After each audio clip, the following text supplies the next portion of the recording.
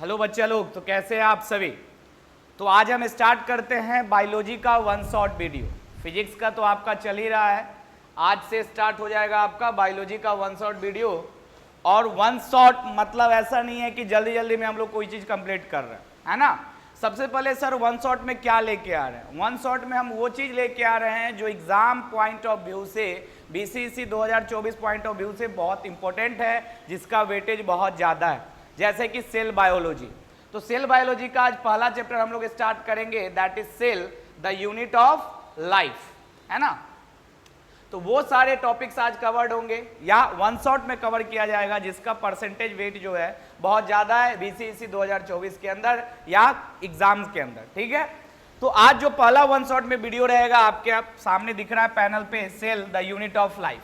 तो सर क्या सिर्फ यही सेल रहेगा या सेल डिवीजन भी रहेगा? सेल डिवीजन भी रहेगा, वो अगले वीडियो में हम लेके आएंगे। तो सर वन शॉट में क्या है, फिजिक्स तो आप लोग कर रहे हैं, बहुत बढ़िया रिस्पॉन्स है आप लोग का और बहुत अच्छा लगा आप लोगों का कमेंट देख के। तो सेल में यानी कि बायोलॉजी में वन शॉट में क्या रहेगा सर? बायोलॉजी में वन शॉट में ऐसा नहीं है कि हम लोग 1-1.5 घंटा में है जो उड़ा देंगे कोई भी चीज़, एक एक चीज़ कवर किया जाएगा। बस क्या है, आपको पेशेंस से देखना है। हो सकता है स्पीड थोड़ा ज़्यादा लगे क्योंकि मैं थोड़ा ज़्यादा देर से बोलता हूँ, तो क्या कर लीजिएगा 0.75x पे करके देख लीजिएगा। हो सकता है अगर 1 घंटे की वीडियो रहे तो आपको 1.25 घंटा लग जाए देखने में, but everything, each and everything will be covered. एक एक चीज को कवर किया जाएगा और बहुत बहुत बहुत बेहतरीन तरीके से, एकदम लगेगा नहीं इस वन शॉट के बाद कि कुछ टफ है। तो चलिए स्टार्ट करते हैं हम, है ना। स्टार्ट करते हैं सबसे पहले अपना cell theory and its overview, कि हम लोग को क्या क्या पढ़ना है इस टॉपिक में। तो सबसे पहले सेल थ्योरी के बारे में पढ़ना है और उसका ओवरव्यू देखना है कि सेल में क्या क्या चीजें हैं, कैसे है। दूसरा है प्रोकैरियोटिक सेल, उसके बाद देखेंगे हम लोग यूकैरियोटिक सेल। तो यानी सर सेल के अंदर, सेल चैप्टर्स के अंदर यही 3 चीज हमको पढ़ना है। क्या क्या पढ़ना है देख लीजिए, सेल के बारे में, cell theory and its overview. उसके बाद क्या पढ़ेंगे सर? प्रोकैरियोटिक सेल पढ़ेंगे। उसके बाद क्या पढ़ेंगे सर? उसके बाद हम लोग पढ़ेंगे यूकैरियोटिक सेल। तो ये सारी चीजें जो हैं वो हम लोग सेल के अंदर पढ़ेंगे। सबसे पहले आगे बढ़ते हैं हम लोग, चलिए।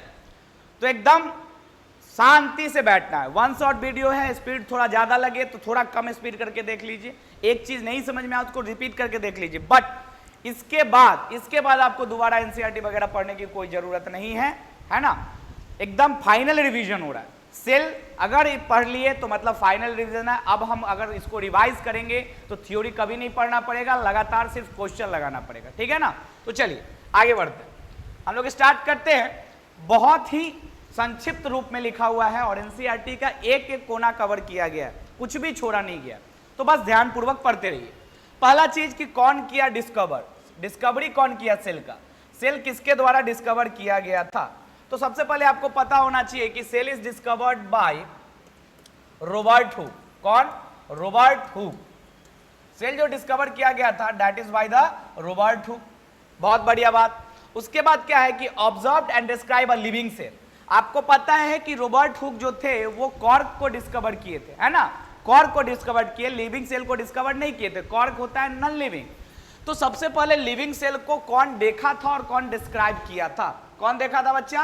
एंटन वैन लीवेनहॉक, एवी लीवेनहॉक, ठीक, बहुत बढ़िया। Observe that all plants are composed of different kinds of cell। ये कौन बताया आपको? Matheus slider.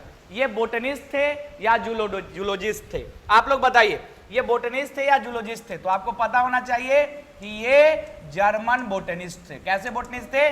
जर्मन के बोटनिस्ट थे। तो ये 3 पॉइंट से बहुत ज्यादा क्वेश्चन पूछा जाता है कि सबसे पहले डिस्कवर कौन किया सेल को? रॉबर्ट हुक साहब किए। उसके बाद ऑब्जर्व कौन किया और डिस्क्राइब कौन किया लाइव सेल को? एवी लीवेनहॉक। उसके बाद कि कौन जो है बताया कि सारे प्लांट के जितने भी प्लांट्स हैं उनके अंदर क्या कंपोज्ड है? वो डिफरेंट सेल से बने हुए हैं। मैथियस स्लाइडन जो कि एक क्या है? जो कि एक बोटनिस्ट है। आया बात समझ में? ये 3 पॉइंट बहुत ज्यादा क्वेश्चन पूछा जाता है। सर अगला बताइए,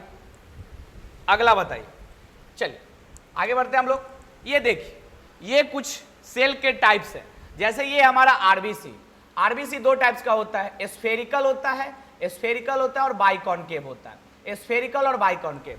तो सर स्फेरिकल कब होता है? इमैच्योर आरबीसी स्फेरिकल होता है, मैच्योर आरबीसी कैसा होता है? बाइकनकेव होता है। ये डब्ल्यूबीसी है आपका, कैसा होता है? अमीबॉइड शेप का होता है। ये इपिथेलियल सेल है, कौन सा? Columnar, column like, pillar like दिख रहा होगा आपको, that is why it is called as columnar epithelial cell, क्योंकि ये पिलर के शेप पे है। बहुत बढ़िया।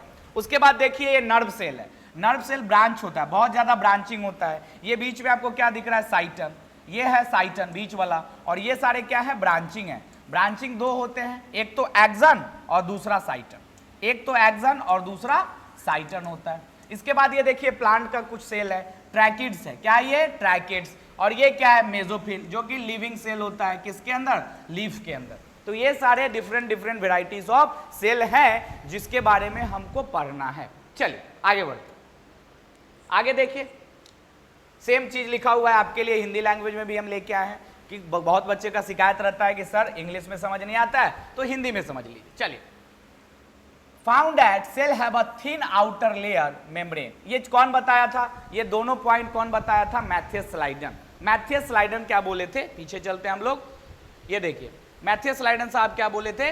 मैथियस स्लाइडन बोले थे कि observe that all plants are composed of different kinds of cell, ये भी बोले थे। और अगला जो लाइन है हमारे स्क्रीन पे, that is found that cell have a thin outer layer that is plasma membrane, animal के लिए बोले थे, ठीक है ना। अगला चीज, found that plant cell have cell wall, proposed a hypothesis that animals and plants are composed of cell and product of cell। क्या ये? थियोडोर स्वान। ये बात कौन बोले?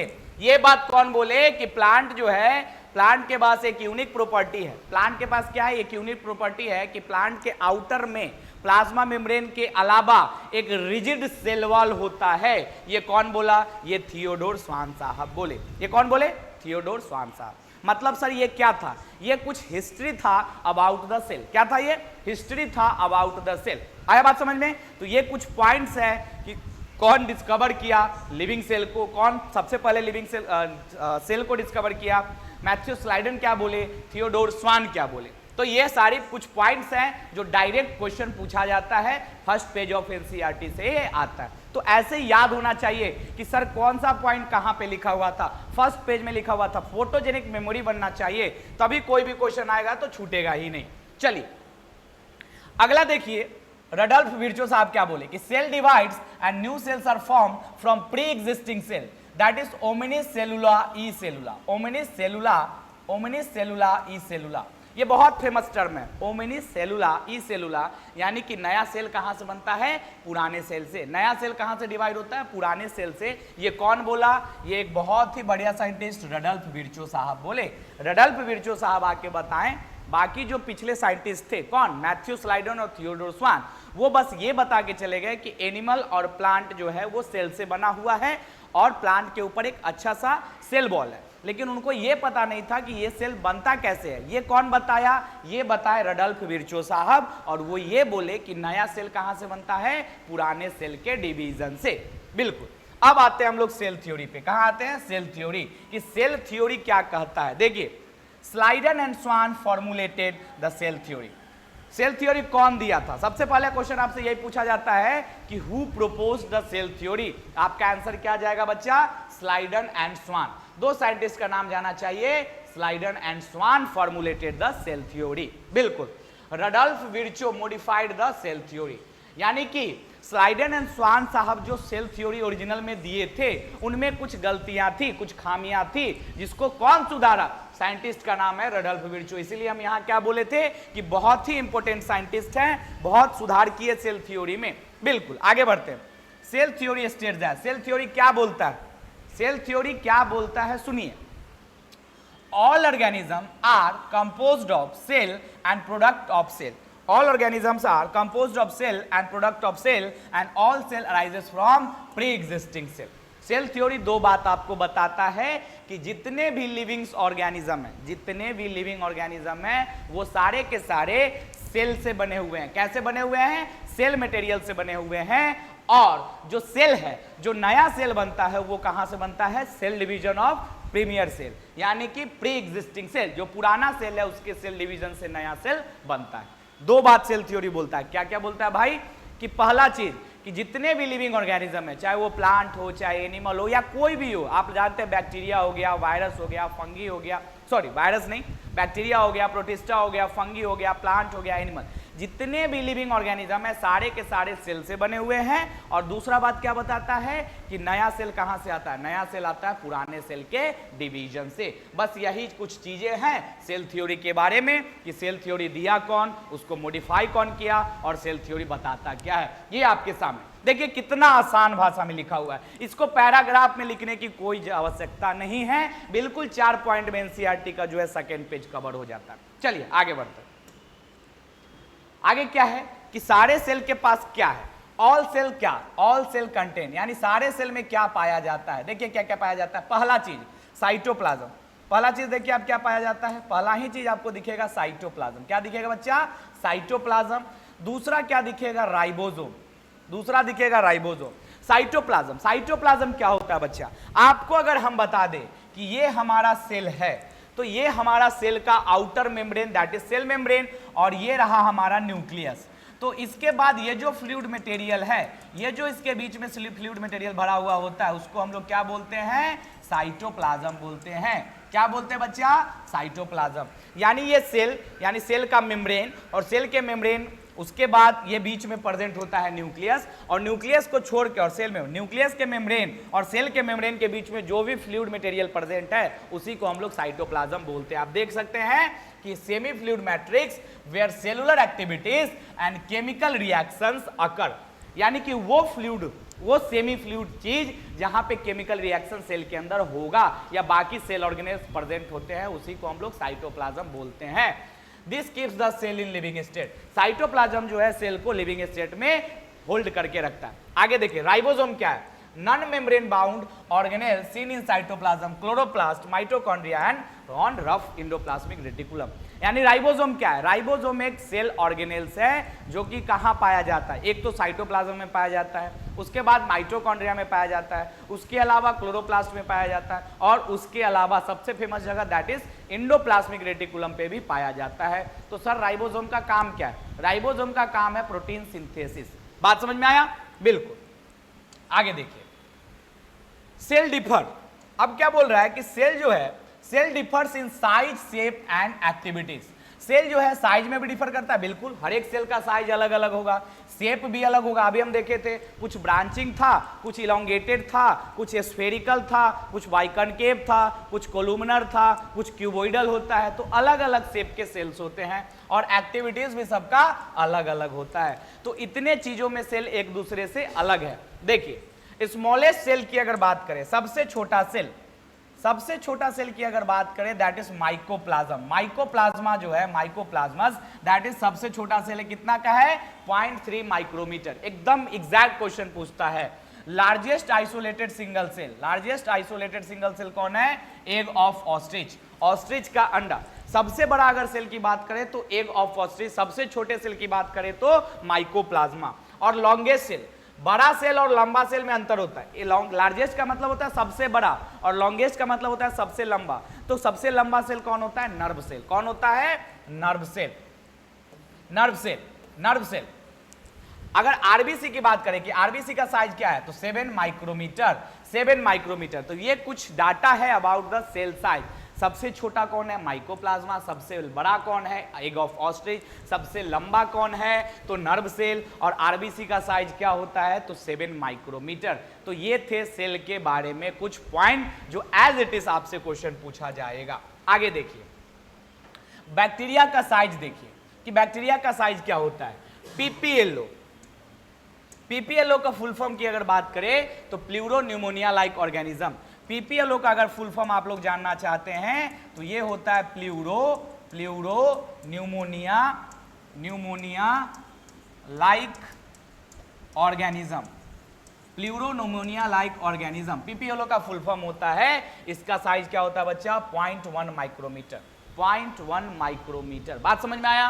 दूसरा देखिए वायरस का साइज क्या है। वायरस का साइज है 0.02 से लेके 2 माइक्रोमीटर। और टिपिकल बैक्टीरिया, यानी कि हर एक बैक्टीरिया का एवरेज निकालिएगा तो 1 से 2 माइक्रोमीटर का होता है। और अगर टिपिकल यूकैरियोटिक सेल की बात करें, यानी एक एवरेज यूकैरियोटिक सेल की साइज की बात करें तो 10 से 20 माइक्रोमीटर का होता है। तो लास्ट पैनल और ये पैनल पे आपको क्या दिया हुआ है, कुछ डाटा दिया हुआ है कि सेल का साइज अलग अलग होता है, सेल का शेप अलग अलग होता है और सेल का एक्टिविटीज भी अलग होता है। सेल का साइज का डाटा देके आपको बता दिया कि अलग अलग टाइप्स के सेल अलग अलग साइज के होते हैं। चलिए आगे बढ़ते हैं। Prokaryotic cell. अब बच्चा एक सेल के बारे में बहुत ही फेमस चीज है प्रोकैरियोटिक और यूकैरियोटिक। क्या होता है देखिए, सबसे पहले देखिए सेल जो होते हैं दो टाइप्स के होते हैं। सेल जो होता है वो दो टाइप्स का होता है, ऑब्वियस सी बात है सेल दो टाइप्स के होने चाहिए, एक प्रोकैरियोटिक और दूसरा यूकैरियोटिक। एक तो हो गया प्रोकैरियोटिक और दूसरा है यूकैरियोटिक। तो सर प्रोकैरियोटिक में और यूकैरियोटिक में क्या डिफरेंस बता दीजिए एक बार। प्रोकैरियोटिक, प्रो मतलब प्रिमिटिव, प्रो मतलब प्रिमिटिव यानी कि पुराना सेल, प्रोकैरियोटिक मतलब प्रिमिटिव, प्रिमिटिव मतलब पुराना। तो सबसे पहला लाइन इसमें लिखेंगे कि प्रिमिटिव है, ये पुराना टाइप का सेल है। और यू मतलब होता है न्यू, तो क्या होगा न्यू सेल या लेटेस्ट सेल या एडवांस सेल, कुछ भी बोल सकते हैं। तो प्रिमिटिव सेल और न्यू सेल, सबसे पहला डिफरेंस तो यही होता है। अगर लैंग्वेज अगर वर्ड से समझे तो सर अब डिफरेंस बताइए कि कैसे पहचानेंगे कि कोई प्रिमिटिव सेल है और कोई यूकैरियोटिक सेल है। तो पहचानने के लिए सबसे बड़ा जो आइडेंटिफिकेशन कैरेक्टर है वो है न्यूक्लियस। यूकैरियोटिक सेल में वेल डिफाइंड न्यूक्लियस होता है, यानी न्यूक्लियस होगा और उसके ऊपर न्यूक्लियर मेम्ब्रेन होगा, जबकि प्रोकैरियोटिक के अंदर वेल डिफाइंड न्यूक्लियस नहीं होता है, यानी न्यूक्लियर मेम्ब्रेन नहीं होता है। दूसरा चीज, यूकैरियोटिक के अंदर जितने भी ऑर्गेनेल्स होते हैं, ऐसे जितने भी ऑर्गेनेल्स है एक्सेप्ट राइबोसोम और सेंट्रोसोम को छोड़ के सभी के ऊपर क्या होता है, सेल मेम्ब्रेन होता है, ऑर्गेनेल्स मेम्ब्रेन होता है, प्लाज्मा मेम्ब्रेन होता है। बट जितने भी प्रोकैरियोटिक ऑर्गेनेल्स होते हैं, सेल ऑर्गेनेल्स, वो विथआउट कवर होते हैं। तो ये दो बेसिक डिफरेंस है प्रोकैरियोटिक और यूकैरियोटिक सेल के बीच में कि प्रोकैरियोटिक के पास no well defined nucleus, no well defined nucleus, no well defined nucleus, जबकि यूकैरियोटिक में वेल डिफाइंड न्यूक्लियस होता है, वेल डिफाइंड न्यूक्लियस होता है, वेल डिफाइंड न्यूक्लियस होता है। आया बात समझ में? तो प्रोकैरियोटिक के अंदर वेल डिफाइंड न्यूक्लियस नहीं होता है, जबकि यूकैरियोटिक के अंदर वेल डिफाइंड न्यूक्लियस होता है। तो यही मेन डिफरेंस था। अब देख लेते हैं क्या लिखा हुआ है भाई, देखिए have no membrane bound nucleus. बात समझ में आया? मेम्ब्रेन बाउंड न्यूक्लियस नहीं होता है और ऑर्गेनेल्स भी मेम्ब्रेन बाउंड नहीं होते हैं। यही दो कैरेक्टर हम आपको अभी बताए थे। इंक्लूड क्या क्या होता है, यानी प्रोकैरियोटिक के अंदर क्या क्या पाया जाता है। देखो एक तो बैक्टीरिया हो गया, उसके बाद ब्लू ग्रीन अलगी हो गया, उसके बाद माइकोप्लाज्मा हो गया और पीपीएल हो गया। ये चार चीज, इसके अलावा भी बहुत चीज है बट आपका एनसीईआरटी यही चार चीज के बारे में मेंशन करता है कि bacteria, blue green algae, mycoplasma and PPLO. PPLO का फुल फॉर्म देखिए, pleuropneumonia like organism, they are generally smaller and multiply more rapidly than the eukaryotic cell.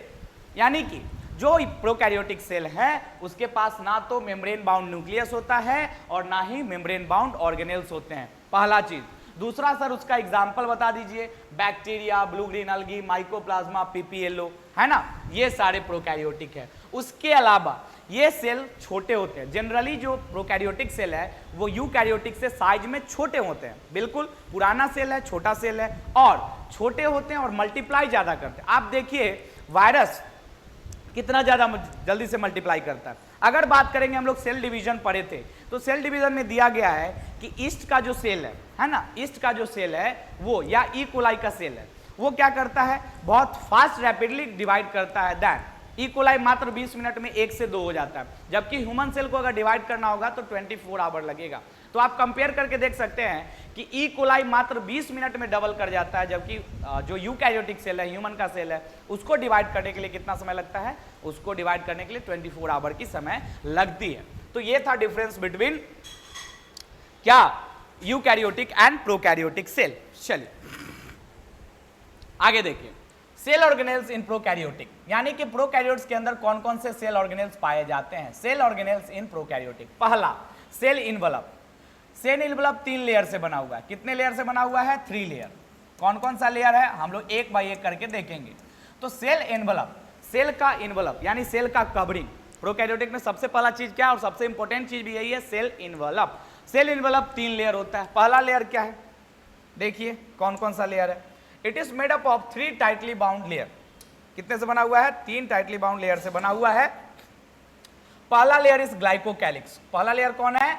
Glycocalyx. Glycocalyx सबसे बाहर वाला लेयर है। देखिए outer layer, its composition and thickness vary in different bacteria. It may be a slime layer called loose sheath or capsule that is thick and tough.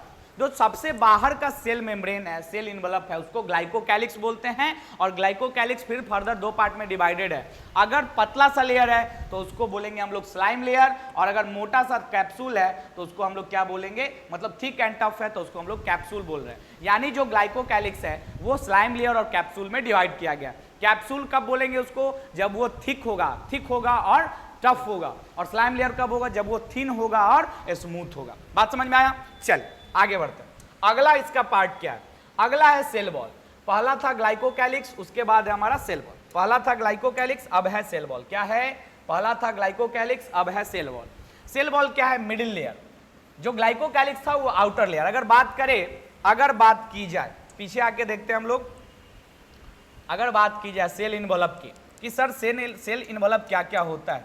Cell envelope, bacteria के अंदर cell envelope क्या होता है? सबसे ऊपर आएगा glycocalyx, उसके बाद आ जाएगा सेल वॉल, उसके बाद आपका आ जाएगा सेल मेम्ब्रेन। आया बात समझ में? Cell membrane. तो ये हो गया आउटर, ये हो गया मिडिल, और ये हो गया इनर। तो बाहर से अंदर की तरफ यही होता है स्ट्रक्चर, किसके अंदर? बैक्टीरिया के सेल इनवलप के अंदर। अब चलिए आगे देखते हैं। तो मिडिल लेयर में क्या है? सेल वॉल है। Seen in most prokaryote, it gives shape to the cell and provides a structural support to prevent the bacteria from bursting or collapsing. बात समझ में आया? तो कैप्सूल तो सबसे ऊपर वाला लेयर था, उसके बाद जो लेयर है वो सेल वॉल होता है, और सेल वॉल ही बैक्टीरिया का शेप देता है। किसी भी प्लांट और बैक्टीरिया के अंदर जो शेप है प्लांट का चाहे बैक्टीरिया सेल का, वो उसके सेल वॉल के वजह से होता है। और सेल वॉल का क्या फंक्शन है? सेल वॉल उसको कोलैप्स होने से, यानी कि सिकुड़ने से और ब्रस्ट होने से, फूटने से बचाता है। कौन? सेल वॉल, क्योंकि cell wall is the hard substance. चलिए बहुत बढ़िया। तीसरा जो लेयर है दैट इज प्लाज्मा मेम्ब्रेन और सेल मेम्ब्रेन। तो 3 मेम्ब्रेन आपको हम बता दिए क्या क्या। एक तो ग्लाइकोकैलिक्स जो सबसे बाहर था, बीच वाला सेल वॉल, और सबसे अंदर वाला प्लाज्मा और सेल मेम्ब्रेन। देखिए प्लाज्मा मेम्ब्रेन इनर लेयर है। कैसा लेयर है? सबसे इनर लेयर है। It is selectively permeable. Selectively permeable का क्या मतलब होता है? कि कुछ चीजों को, ऐसा कुछ ही चीज होता है जिसको वो सिलेक्ट करता है, परमिएबल, अपने थ्रू पास करने देता है, बाकी चीजों को रोक देता है अपने थ्रू पास करने से। तो जितने भी सेल मेम्ब्रेन है वो जनरली सिलेक्टिवली परमिएबल होता है। वो कुछ कुछ चीजों को तो अपने थ्रू पास करने देते हैं, बाकी चीजों को रोक देते हैं। That is why called as selective permeable in nature and interacts with the outside. This is structurally similar to that of the eukaryotes. यानी कि बहुत इंपॉर्टेंट लाइन है। क्या चीज इंपॉर्टेंट है? देखिए बहुत इंपॉर्टेंट लाइन ये बता रहा है आपको कि cell membrane of prokaryotes and cell membrane of eukaryotes are similar. Cell envelope नहीं बोला जा रहा है, सेल मेम्ब्रेन। सेल इनवलप का 3 पार्ट। कौन कौन सा पार्ट? एक तो ऊपर वाला ग्लाइकोकैलिक्स, बीच वाला मिडिल लेयर, और नीचे वाला कौन सा हो गया? नीचे वाला हो गया आपका प्लाज्मा मेम्ब्रेन और सेल मेम्ब्रेन। तो प्लाज्मा मेम्ब्रेन जो है, चाहे वो प्लाज्मा मेम्ब्रेन और सेल मेम्ब्रेन जो है, चाहे वो यूकैरियोट्स का हो या प्रोकैरियोट्स का हो, स्ट्रक्चरली सिमिलर होता है। क्या होता है? स्ट्रक्चरली सिमिलर होता है। क्या होता है? स्ट्रक्चरली सिमिलर होता है। बिल्कुल सही जवाब। चलिए देख लेते हैं हम लोग। एक लाइन यहां पे लिख लेते हैं। क्या लिख ले? नोट करके एक लाइन लिख लेते हैं। क्या? कि सेल मेम्ब्रेन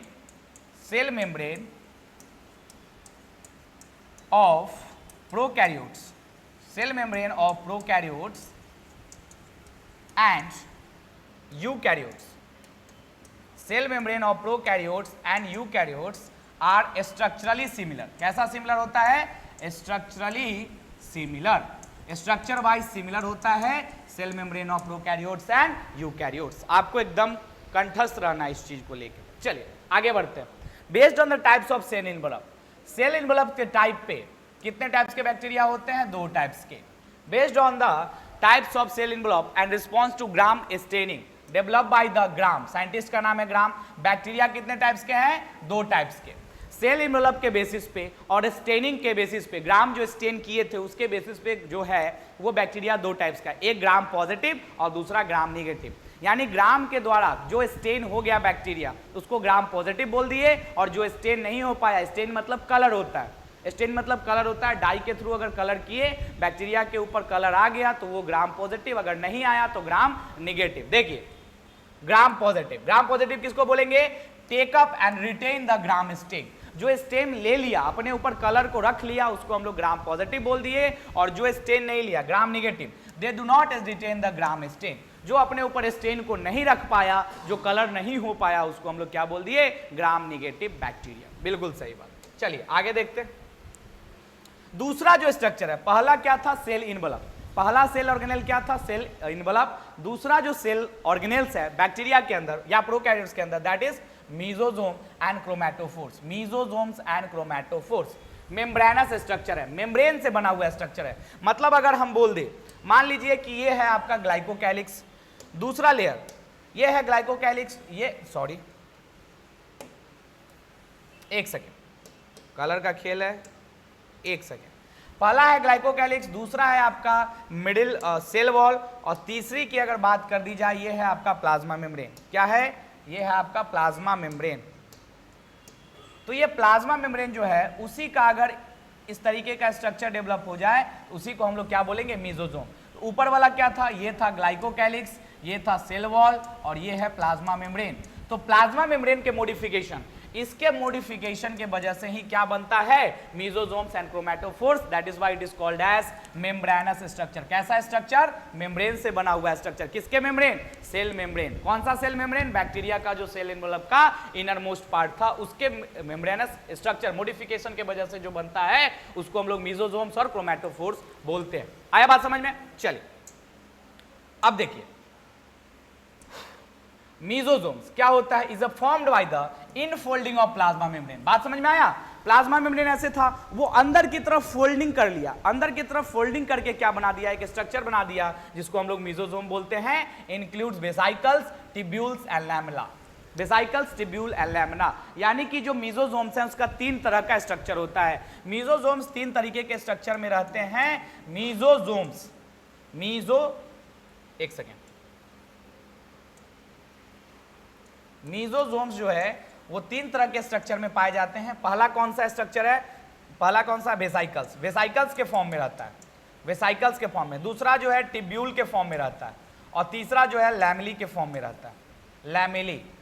तो ये 3 स्ट्रक्चर जो इनफोल्डिंग है, प्लाज्मा मेम्ब्रेन जो है इनफोल्डिंग करके अंदर की तरफ मुड़ के और 3 टाइप का स्ट्रक्चर बनाता है मीजोजोम्स का, जैसा कि वेसाइकल्स ये स्फेरिकल टाइप्स, ट्यूब्यूल यानी कि पाइप टाइप, और लैमेला यानी कि सैक टाइप, चपटा हुआ सैक टाइप का। फंक्शंस क्या होता है मीजोजोम्स का? फंक्शन क्या है देखते हैं अगले पेज पे कि मीजोजोम का फंक्शन क्या है। मीजोजोम्स का फंक्शन अगर देखें तो इन सेल वॉल फॉर्मेशन क्या करवाता है? ये सेल वॉल का फॉर्मेशन करवाता है। दूसरा क्या करवाता है? DNA replication. सबसे पहले सेल वॉल का फॉर्मेशन करवाता है, क्योंकि मीजोजोम किससे बना हुआ है? सेल मेम्ब्रेन से, और सेल मेम्ब्रेन के जस्ट ऊपर क्या था? Cell wall. तो मीजोजोम क्या करवाता है? सेल वॉल का फॉर्मेशन करवाता है। दूसरा डीएनए रेप्लिकेशन। अब ये डीएनए रेप्लिकेशन क्या होता है? डीएनए से डीएनए बनाना, डीएनए से डीएनए बनाना, इसी को हम लोग क्या बोलते हैं? डीएनए रेप्लिकेशन बोलते हैं। डीएनए से डीएनए बनाने के प्रोसेस को ही हम लोग डीएनए रेप्लिकेशन बोलते हैं। In distribution of chromosome to daughter cell. ठीक, पहला चीज क्या है? सेल वॉल फॉर्मेशन, दूसरा हो गया डीएनए रेप्लिकेशन, तीसरा हो गया distribution of chromosome to the daughter cell. जो नया सेल बना उसमें डिस्ट्रीब्यूशन करना है। उसके बाद respiration and secretion process, respiration and secretion process.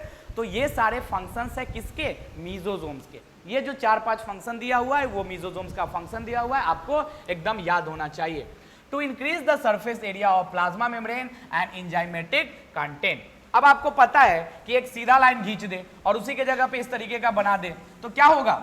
इसका ज्यादा सरफेस एरिया होगा कि नीचे वाला का? सभी बच्चा को पता है कि सरफेस एरिया इसका ज्यादा होगा, इसका कम होगा, नीचे वाले का सरफेस एरिया ज्यादा होगा। तो जो इनफोल्डिंग किया गया, प्लाज्मा मेम्ब्रेन का इनफोल्डिंग करके जो मीजोजोम्स बनाया गया है वो मात्र एक वजह से, इतने सारे फंक्शंस के अलावा क्या है? सरफेस एरिया को बढ़ाने के लिए, ताकि जो रेस्पिरेशन वाला एंजाइम्स वगैरह हो उसके लिए सरफेस एरिया ज्यादा मिले, और जितना ज्यादा सरफेस एरिया मिलता है उतना ज्यादा एंजाइमेटिक रिएक्शन फास्ट होता है, ज्यादा अमाउंट में होता है। तो ये सारे फंक्शंस थे। अब क्रोमैटोफोर क्या है देख लेते हैं एक बार। क्रोमैटोफोर भी, क्रोमैटोफोर क्या है? Are membranous infolding in some prokaryotes, कुछ ही प्रोकैरियोट्स में क्रोमैटोफोर पाए जाते हैं, जबकि मीजोजोम जो है मैक्सिमम टू मैक्सिमम में पाया जाता है।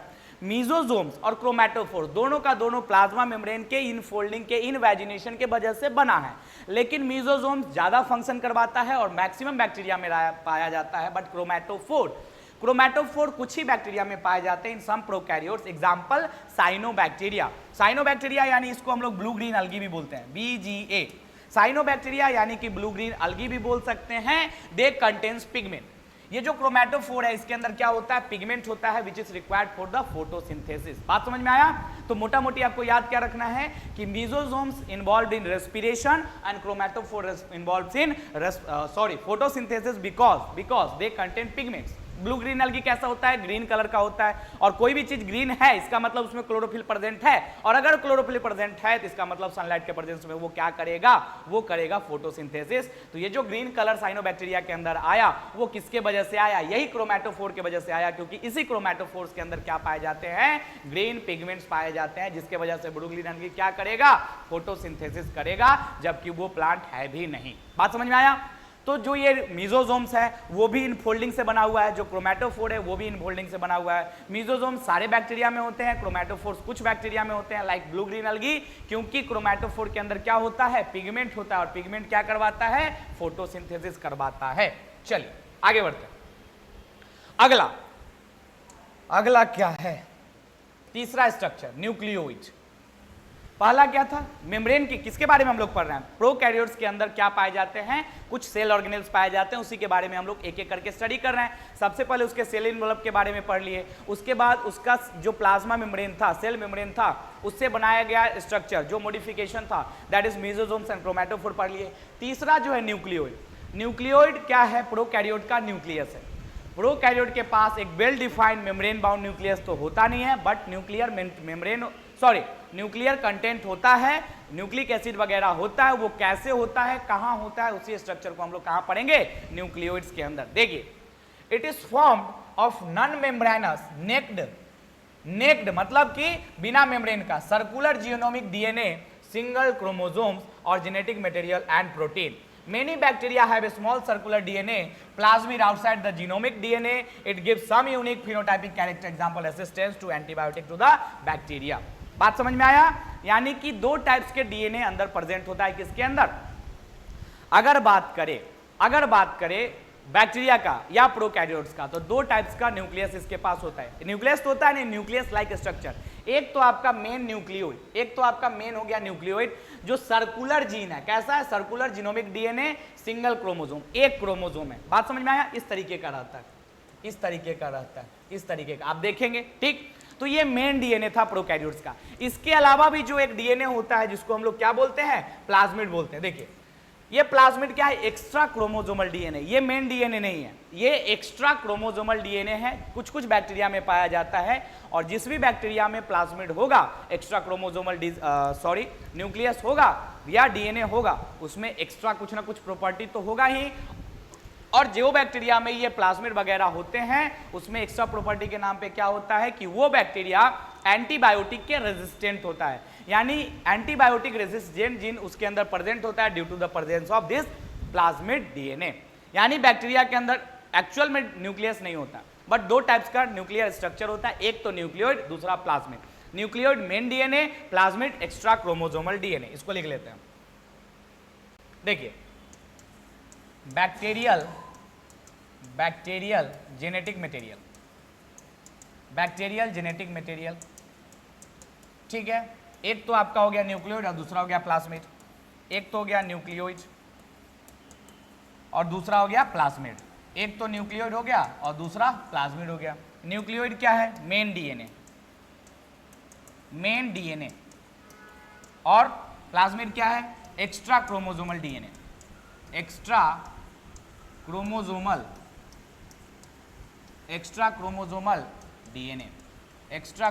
डीएनए। तो ये था difference between bacterial genetic material. दो टाइप्स के होते हैं, न्यूक्लियोइड और प्लाज्मिड। न्यूक्लियोइड जो है मेन डीएनए है और प्लाज्मिड जो है एक्स्ट्रा क्रोमोसोमल डीएनए है। आशा करते हैं यहां तक आप सभी लोग को समझ में आ गया। चौथा स्ट्रक्चर दैट इज फ्लैजेला। चौथा स्ट्रक्चर जो है वो फ्लैजेला है। देखिए, फ्लैजेला, अब फ्लैजेला क्या है भाई, फ्लैजला हो गया, सीलिया हो गया, ये सब कैसा स्ट्रक्चर है, ये मूवमेंट कराने वाला स्ट्रक्चर है कि बैक्टीरिया दो टाइप्स के हो, एक मोटाइल दूसरा नॉन मोटाइल। मोटाइल मतलब मूव करने वाला, नॉन मोटाइल मतलब जो मूव ना करे। तो जो मोटाइल बैक्टीरिया है उसके अंदर क्या प्रेजेंट होगा, फ्लैजला प्रेजेंट होगा। देखिए क्या होता है flagella. These are the thin filamentous extension from the cell wall of motile bacteria. Their nuclear number and arrangement are varied in different bacteria. बात समझ में आया कि ये सेल वॉल से ओरिजिनेट होता है। 3 लेयर था ना, कौन कौन सा, ग्लाइकोकैलिक्स, सेल वॉल और प्लाज्मा मेम्ब्रेन। तो प्लाज्मा मेम्ब्रेन के इनफोल्डिंग से क्या बनता है, क्रोमैटोफोर बनता है और मिजोसोम बनता है। तो सेल वॉल से क्या स्ट्रक्चर राइज होता है, फ्लैजला, फ्लैजला राइज होता है। माने कि ये है हमारा सेल वॉल, इस टाइप का स्ट्रक्चर राइज होगा, that is called as flagella. ठीक, बैक्टीरियल फ्लैजला हैज 3 पार्ट्स। कितने पार्ट्स होते हैं, 3 पार्ट्स। क्या क्या होता है, filament, hook and basal body. Filament, hook and basal body, ये आपका स्ट्रक्चर, ये जो अंदर वाला स्ट्रक्चर है ये हुक हो गया, ये बीच वाला स्ट्रक्चर यहाँ वाला हो गया बेसल बॉडी हो गया, और ऊपर क्या हो गया, ये फिलामेंट हो गया। तो जो हुक है, हुक कहाँ फंसता है, नीचे की तरफ फंसता है, तो हुक हो गया, बेसल बॉडी हो गया, ऊपर जो स्ट्रक्चर आपको दिखेगा उंगली टाइप का, finger likes, that is flagella. आया बात समझ में। Filament is the longest portion and extended from the cell surface to the outside. यानी सेल सरफेस के नीचे, सेल सरफेस पे बेस होता है, सेल के नीचे हुक होता है, ऊपर जो दिखता है, सेल सरफेस के ऊपर जो दिखता है उसी को हम लोग फिलामेंट बोलते हैं। तो ये था फ्लैजला के बारे में। Flagella is the locomotory organ for prokaryote. Flagella is the locomotory organ for prokaryote. तो लिख देते हैं कि फ्लैजला, फ्लैजला क्या है भाई, फ्लैजला है आपका locomotory organ, locomotory organ for prokaryotes. Prokaryotes का लोकोमोटरी ऑर्गन क्या है, फ्लैजला है। प्रोकैरियोट्स का लोकोमोटरी ऑर्गन क्या है, फ्लैजला है। ये सीलिया, अगर ये सीलिया की बात करें, ये सीलिया की बात करें तो सीलिया वगैरह लोकोमोटरी ऑर्गन नहीं है। देखिए cilia and fimbriae, These are surface structure that have no role in motility। पहले ही आप देख लीजिए, ये भी सरफेस स्ट्रक्चर ही है, यानी कि अगर ये बैक्टीरिया का सरफेस है तो यहीं से आता है ये भी, लेकिन ये लोकोमोशन में हेल्प नहीं करता है, जबकि फ्लैजला लोकोमोशन में हेल्प करता है। Are elongated tubular structure made up of special protein called pilin. तो पिलिया किससे बना हुआ है, पिलीन प्रोटीन से। ये भी सरफेस स्ट्रक्चर है बट फ्लैजला से अलग है, इसका काम कुछ और होता है। इसका काम होता है जनरली क्या करना, किसी सरफेस पे जाके चिपकाना, चिपकाने का काम करता है बैक्टीरिया को कौन, पिलाई और फिम्ब्रिया।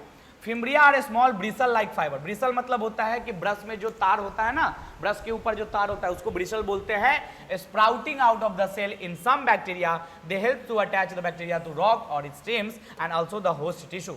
अब जो ये फिम्ब्रिया है, फिम्ब्रिया क्या करता है, ये कैसा है, जैसे आप क्या देखते हैं, ब्रश के ऊपर जो ब्रिसल होता है उसको हम लोग बोलते हैं वो फिम्ब्रिया लाइक होता है। ये अटैचमेंट देखता है, बैक्टीरिया को कहीं अटैच करना है तो वो फिम्ब्रिया के थ्रू अटैच करता है। बात समझ में आया। तो बैक्टीरिया को अटैचमेंट कौन देता है, ये फिम्ब्रिया। पिलाई का काम क्या होता है, पिलाई अगर देखिए जनरली तो बैक्टीरिया के अंदर एक्चुअल में सेक्सुअल रिप्रोडक्शन नहीं होता है, बट अगर सेक्सुअल रिप्रोडक्शन हुआ तो दो बैक्टीरिया के बीच में एक types of sort of sexual reproduction होता है जिसको हम लोग ट्रांसडक्शन बोलते हैं। तो दो बैक्टीरिया, एक ये बैक्टीरिया था एक ये, इसके अंदर से पिलाई बना, इसके अंदर से भी पिलाई बना, दोनों पिलाई आपस में फ्यूज कर जाएंगे और इसका जेनेटिक मटेरियल इधर आ जाएगा। इसी को हम लोग, इसी में हेल्प करता है कौन, पिलाई। फिम्ब्रिया किस में अटैच करता है, फिम्ब्रिया ब्रश लाइक स्ट्रक्चर है, वो जाके किसी सरफेस से अटैच करवा देता है, बैक्टीरिया को अटैच हो गया। उसके बाद फ्लैजला, फ्लैजला क्या है, सरफेस से निकला हुआ उंगली लाइक स्ट्रक्चर है, फिंगर लाइक स्ट्रक्चर है, जिसका काम है मोटिलिटी करवाना। तो ये सारे सरफेस स्ट्रक्चर थे किसके अंदर, प्रोकैरियोट या बैक्टीरिया के अंदर, जिसका काम अलग अलग होता है। देखिए अब राइबोसोम, बैक्टीरिया के अंदर राइबोसोम होता है, क्योंकि राइबोसोम कैसा है, विदाउट सेल मेम्ब्रेन, बिना सेल मेम्ब्रेन का स्ट्रक्चर है, इसीलिए बैक्टीरिया के अंदर भी क्या पाया जाता है, राइबोसोम पाया जाता है। देखिए क्या होता है ribosome, they are associated with plasma membrane. Bacteria में जो राइबोसोम है वो प्लाज्मा मेम्ब्रेन के साथ रहता है। Of prokaryotes they are about 15 nanometre to 20 nanometre in size. अगर राइबोसोम की साइज की बात करें तो 15 से 20 nanometre. They are made up of 2 सब यूनिट 50S एंड 30S, क्योंकि जो राइबोसोम है बैक्टीरिया का वो 70S का होता है, और 70S 2S में डिवाइडेड होता है, दो सेगमेंट में, 50S और 30S। 50S वाला लार्जर सेगमेंट है और जो 30S वाला है वो स्मॉलर सेगमेंट है। तो 50S और 30S, कितना है, 50 और 30S, 50 और 30। तो जो राइबोसोम है वो 70S का होता है, और 70S दो पार्ट में डिवाइड है, लार्जर सब यूनिट और स्मॉलर सब यूनिट। लार्जर सब यूनिट 50S का और स्मॉलर सब यूनिट 30S का। तो सर 50 और 30 तो 80 हो जाता है, जबकि आप 70 लिखे। तो कुछ जो है लार्जर और स्मॉलर दोनों का पार्ट एक दूसरे से मर्ज होता है, इसलिए 50 और 30 मिलकर 80 नहीं 70 बनाता है। चलिए, दे together form 70s prokaryotic ribosome, 5s sedimentation coefficient. ये जो s है वो सेडिमेंटेशन कॉफिशिएंट है, यानी राइबोसोम का स्ट्रक्चर, डेंसिटी क्या है, साइज क्या है, उसका इनडायरेक्ट मेजरमेंट क्या है, sediment coefficient, measures of density and size. Function क्या है राइबोसोम का, ribosomes are the site of translation, translation का मतलब protein synthesis. Several ribosome may attach to single mRNA to form a chain called polyribosome. Ribosome translate the mRNA into protein. यानी पोलीराइबोसोम क्या होता है देख लीजिए, इस तरीके का स्ट्रक्चर को हम लोग पोलीराइबोसोम बोलते हैं, इस तरीके का स्ट्रक्चर को हम लोग पोलीराइबोसोम बोलते हैं। और ये किस में काम आता है, mRNA को कन्वर्ट करने में, प्रोटीन में कन्वर्ट करने में, ट्रांसलेट करने में, ट्रांसलेट मतलब प्रोटीन फॉर्मेशन, तो mRNA को ट्रांसलेट करने में प्रोटीन में कौन काम आता है, पोलीराइबोसोम। यानी राइबोसोम का मेन फंक्शन क्या है, तो राइबोसोम का मेन फंक्शन है प्रोटीन सिंथेसिस। आया बात समझ में, राइबोसोम का मेन फंक्शन है प्रोटीन सिंथेसिस, बिल्कुल। चलिए आगे बढ़ते, अब देखिए इनक्लूजन बॉडी, ये 7वां नंबर है, इनक्लूजन बॉडी। अब ये इनक्लूजन बॉडी क्या है, non membrane bound stored reserve material seen freely in the cytoplasm of prokaryotic cell. यानी कि प्रोकैरियोट्स के साइटोप्लाज्म में बिना सेल मेम्ब्रेन बाउंड कुछ रिजर्व मटेरियल हैं, कुछ रिजर्व यानी फूड मटेरियल हैं जो ऐसे ही फ्रीली फ्लोट कर रहे हैं साइटोप्लाज्म ऑफ प्रोकैरियोट, इसी को हम लोग क्या बोलेंगे, इनक्लूजन बॉडी। एग्जांपल की बात करें तो phosphate granule, cyanophycean granule and glycogen granule, gas vacuoles, ये सारे क्या हैं, इनक्लूजन बॉडी है, यानी कि इसके ऊपर कोई मेम्ब्रेन नहीं है, ऐसे ही साइटोप्लाज्म में फ्रीली क्या कर रहे हैं, सस्पेंडेड है, फ्रीली फ्लोट कर रहे हैं।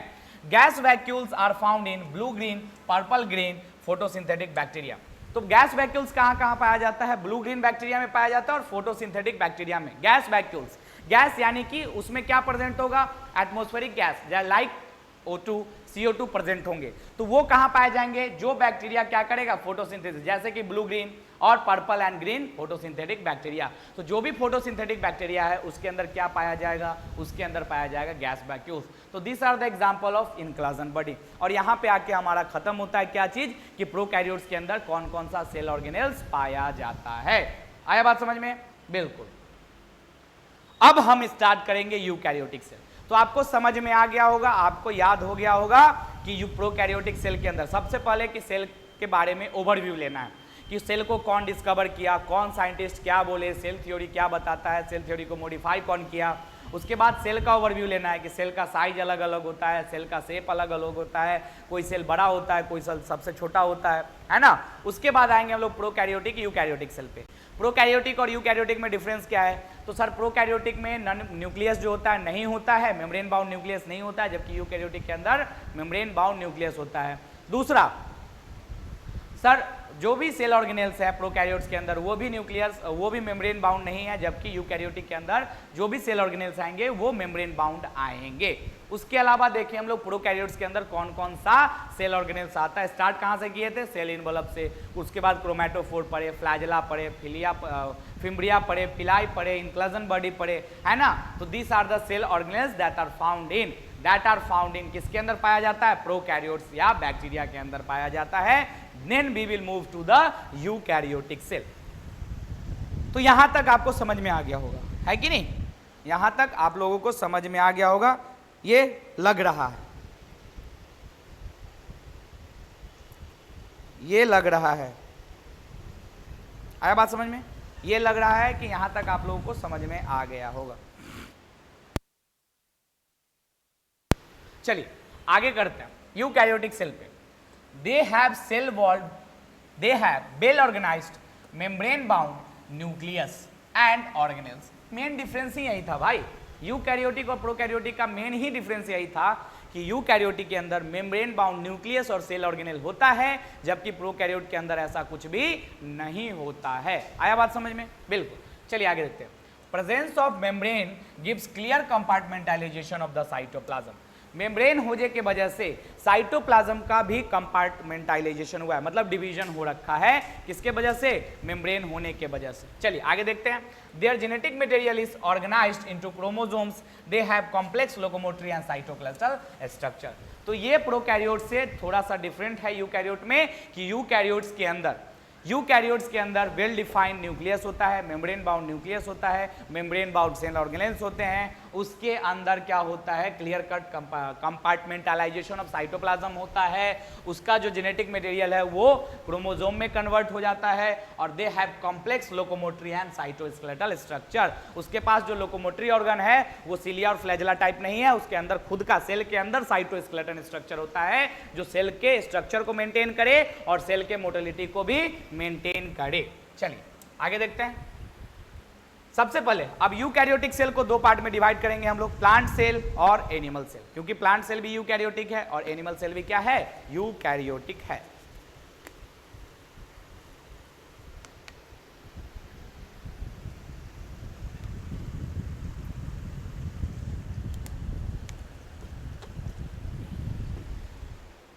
तो सबसे पहले आपको पता होना चाहिए, क्या पता होना चाहिए सर, कि यूकैरियोटिक सेल की अगर बात होगी, यूकैरियोटिक सेल, तो यूकैरियोटिक सेल को दो पार्ट में डिवाइड करेंगे, एक तो प्लांट, क्योंकि प्लांट सेल भी यूकैरियोटिक है, और दूसरा एनिमल। तो यूकैरियोटिक सेल को दो पार्ट में डिवाइड करेंगे, प्लांट सेल और एनिमल सेल। अभी हम लोग पहले प्लांट सेल के बारे में पढ़ रहे हैं। किसके बारे में, प्लांट सेल। देखिए सेल वॉल इज प्रेजेंट, बिल्कुल सही बात है, सेल वॉल होता है। प्लास्टिड्स आर प्रेजेंट, बिल्कुल सही बात है, प्लास्टिड भी होता है। लार्ज सेंट्रल वैक्यूल होता है, सेंट्रियोल अब्सेंट। आया बात समझ में, तो ये भी होता है। तो ये सारे पॉइंट्स हैं जो प्लांट सेल के अंदर पाए जाते हैं। Special points of plant cell क्या क्या, सेल वॉल प्रेजेंट होगा, प्लास्टिड प्रेजेंट होगा, लार्ज सेंट्रल वैक्यूल्स होगा और सेंट्रियोल अब्सेंट होगा। चलिए आगे बढ़ते हैं। अब ये है आपका प्लांट सेल के बारे में। देखिए ये वैक्यूल्स रहा आपका, ये न्यूक्लियस रहा आपका, है ना, माइक्रोट्यूब्यूल्स है, प्लाज्मोडेस्माटा, दो सेल के बीच के कनेक्शन के लिए क्या है, प्लाज्मोडेस्माटा। स्मूथ इंडोप्लाज्मिक रेटिकुलम जिसके ऊपर राइबोसोम नहीं है, उसके बाद रफ इंडोप्लाज्मिक रेटिकुलम जिसके ऊपर राइबोसोम है, उसके बाद देखिए न्यूक्लियोलस है, गोल्गी अपरेटस है, न्यूक्लियर इनवॉल्व है, प्लाज्मा मेम्ब्रेन है, वैक्यूल्स है, मिडिल लैमेला है, सेल वॉल है, माइटोकॉन्ड्रिया है, यानी डिफरेंट। उसके बाद क्या है, साइटोप्लाज्म है, क्लोरोप्लास्ट है। तो ये सारे सेल ऑर्गेनेल किसके अंदर है, ये सारे सेल ऑर्गेनेल्स प्लांट्स के अंदर है। तो ये प्लांट सेल का फिगर हो गया। आज बात समझ में आ गया आपको। तो ये सारे प्लांट सेल के कैरेक्टरिस्टिक है। आगे बढ़ते हैं। अगला है हमारा एनिमल सेल। अब एनिमल सेल के अंदर भी सेम ही चीज होगा, कुछ कुछ चीज नहीं होगा। कैसे, जैसे प्लांट सेल के अंदर वैक्यूल्स था, एनिमल सेल के अंदर वैक्यूल्स नहीं होगा। प्लांट सेल के अंदर सेल वॉल था, एनिमल सेल के अंदर सेल वॉल नहीं होगा। प्लांट सेल के अंदर क्लोरोप्लास्ट था, प्लास्टिड था, एनिमल सेल के अंदर नहीं होगा। और कुछ ऐसे भी चीज होंगे जो एनिमल सेल के अंदर होंगे, और प्लांट सेल के अंदर नहीं होंगे, जैसे कि सेंट्रियोल्स। सेंट्रियोल एनिमल के अंदर होता है, प्लांट के अंदर नहीं होता है। और कुछ मैक्सिमम चीज ऐसे भी होंगे कि एनिमल के अंदर भी होंगे और प्लांट के अंदर भी, जैसे कि endoplasmic reticulum, mitochondria, Golgi bodies, smooth endoplasmic, rough endoplasmic, ribosomes, है ना, न्यूक्लियस, न्यूक्लियोलस, माइक्रोबॉडीज। तो कुछ मैक्सिमम चीज कैसे हैं कि दोनों के अंदर है, लेकिन कुछ ऐसे भी चीजें हैं जो सिर्फ प्लांट के अंदर है, कुछ ऐसे भी चीजें हैं जो सिर्फ एनिमल्स के अंदर है। तो वो आपको याद रखना है, यहां पे दिया हुआ है। चलिए आगे बढ़ते हैं। अब हम लोग आते हैं कि यूकैरियोटिक सेल ऑर्गेनेल्स पे। कहां पे आते हैं हम लोग, यूकैरियोटिक सेल ऑर्गेनेल्स पे। अभी तक हम लोग प्रोकैरियोटिक सेल ऑर्गेनेल्स देख लिए, अब हम लोग यूकैरियोटिक सेल ऑर्गेनेल्स की तरफ बढ़ते हैं। चलिए पहला चीज क्या है बच्चा, कि cell membrane composed of lipid bilayer, protein and carbohydrate lipids, mainly phospholipid, have outer polar head, inner hydrophobic tails. ठीक है, तो क्या होता है, सेल मेम्ब्रेन कैसे बना हुआ है। देखिए सेल मेम्ब्रेन बना हुआ है लिपिड से और प्रोटीन से। सेल मेम्ब्रेन कैसे बना हुआ है, लिपिड से और प्रोटीन से, जिसके दोनों तरफ तो लिपिड हैं और बीच में क्या है, प्रोटीन है। तो cell membrane is composed of lipid, protein and carbohydrate. Lipid, protein and carbohydrate, जिसमें से मेजर कंपोनेंट कौन है, लिपिड और प्रोटीन। लिपिड और प्रोटीन, लिपिड जो है आउटर लेयर, आउटर जो दोनों तरफ का लेयर है, आउटर बाई लेयर बना है, प्रोटीन उसके बीच में फंसा हुआ है, और कार्बोहाइड्रेट कहीं कहीं पे प्रेजेंट होता है। आया बात समझ में। तो ये है हमारा किसका, ये है हमारा आपका स्ट्रक्चर ऑफ प्लाज्मा मेम्ब्रेन, और बीच में क्या रहेगा, प्रोटीन फंसा रहेगा, बीच में प्रोटीन फंसा रहेगा। जो हमारा ये जो हेड है, यानी जो हेड वाला पार्ट है, ये हाइड्रोफोबिक है। हेड वाला पार्ट कैसा है बच्चा, I have outer polar head. जो पोलर हेड है वो, जो आउटर हेड है that is polar head, and inner head जो है hydrophobic tell, non polar head. बात समझ में आया। तो देखिए अगर हम लोग बनाते हैं, रुक जाइए एक सेकेंड, चलिए देखिए, अगर ये लिपिड लेयर है, अगर ये लिपिड है तो ये आउटर हेड है, क्या ये आउटर हेड, तो आउटर हेड कैसा है बच्चा, पोलर। पोलर बोलिए पहला पॉइंट पोलर। दूसरा हाइड्रोफिलिक, वाटर लविंग। हाइड्रोफिलिक मतलब वाटर लविंग। जो नीचे वाला पार्ट है इसको हम लोग बोलते हैं इनर हेड। हेड नहीं बोलेंगे इसको, टेल बोलेंगे। क्या बोलेंगे इसको, टेल बोलेंगे। और टेल कैसा है, नॉन पोलर। टेल कैसा है बच्चा, नॉन पोलर है और हाइड्रोफोबिक है। तो ये बस याद रखना आपको कि लिपिड का दो पार्ट, एक तो हेड और दूसरा टेल। हेड होता है पोलर और हाइड्रोफिलिक, जो टेल होता है वो नॉन पोलर और हाइड्रोफोबिक। चलिए आगे बढ़ते हैं हम लोग। सेल मेम्ब्रेन, उसी के बारे में पढ़ रहे हैं। प्रोटीन लिपिड रेशियो जो होता है अलग अलग सेल में अलग अलग होता है कि कितना प्रोटीन होगा कितना लिपिड होगा, हर एक सेल में एक जैसा नहीं होता है। हम लोग क्या देखें कि सेल मेम्ब्रेन जो है वो प्रोटीन, लिपिड और कार्बोहाइड्रेट से बना हुआ है, जिसमें मैक्सिमम पार्ट क्या है, प्रोटीन एंड लिपिड।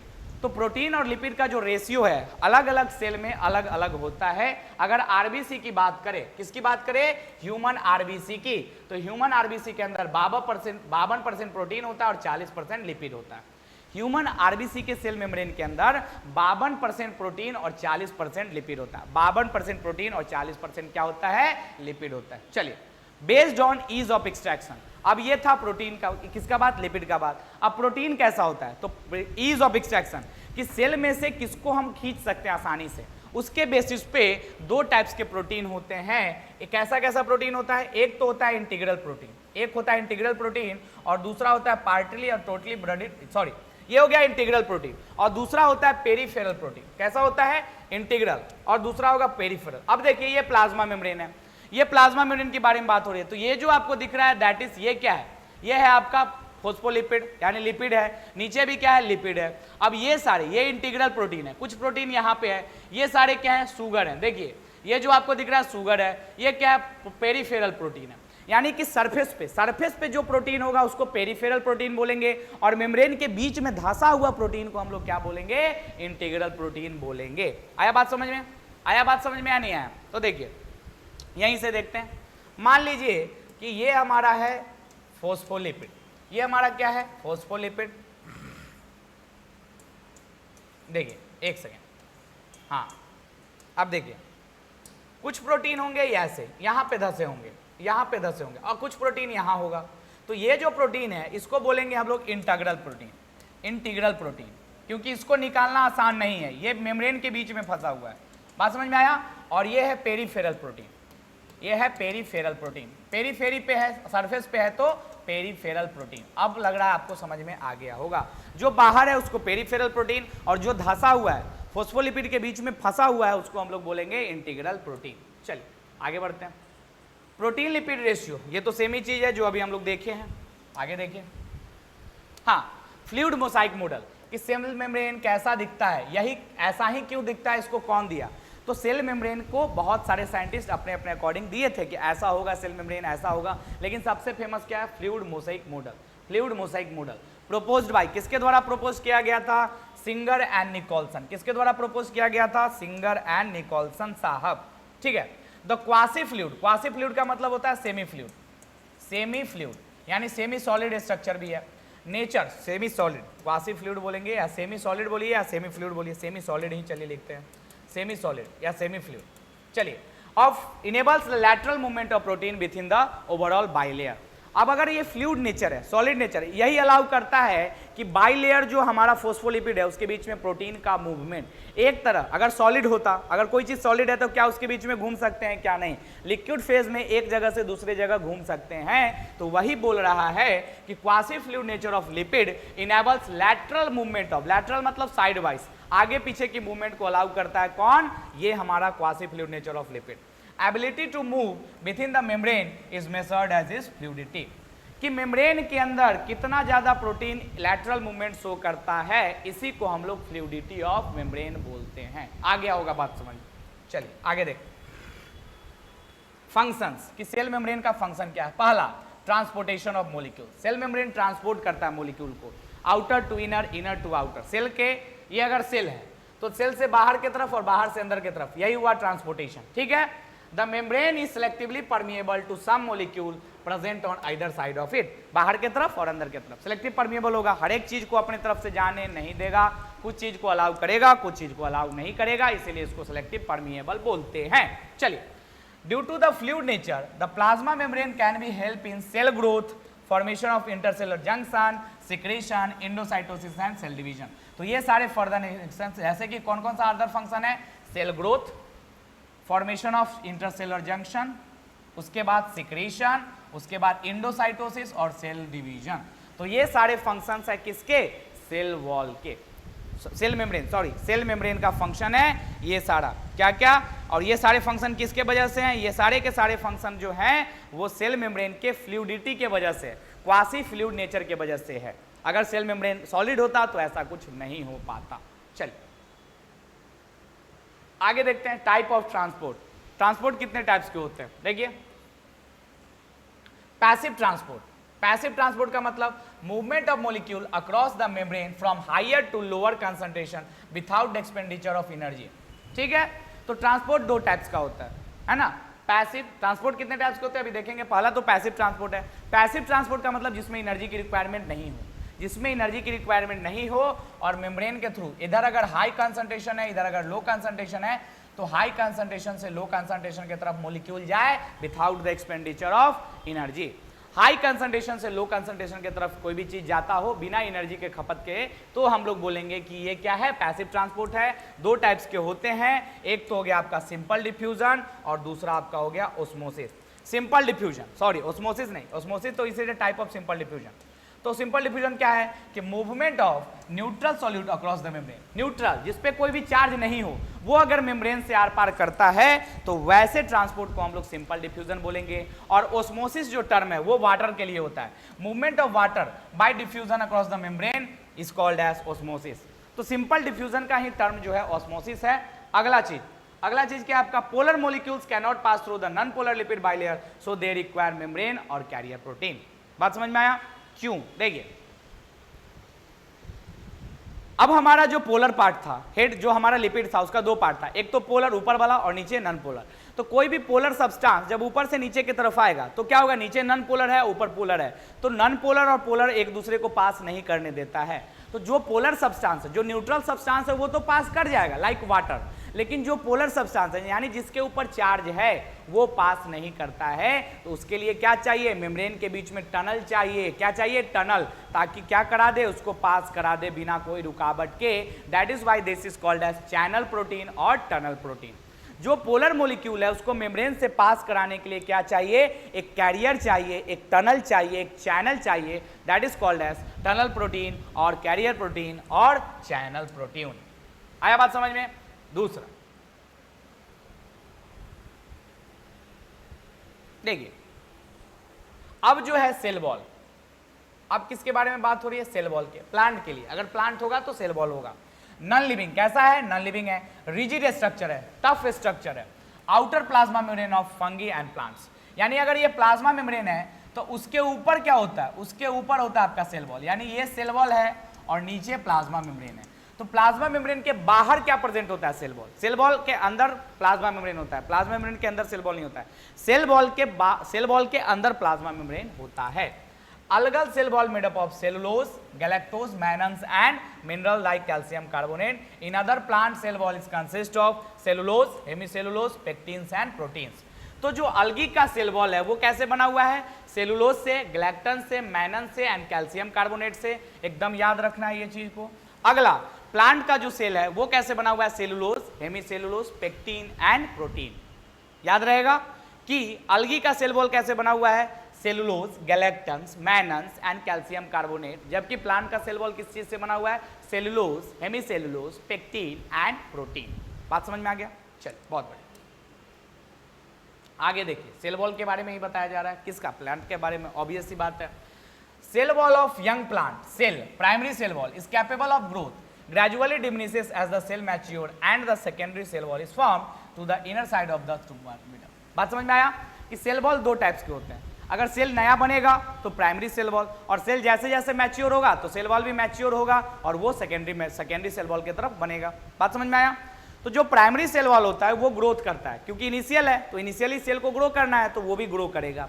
तो प्राइमरी सेल वॉल जो है वो इनिशियली ग्रो करता है और सेकेंडरी सेल वॉल की तरफ बनता है।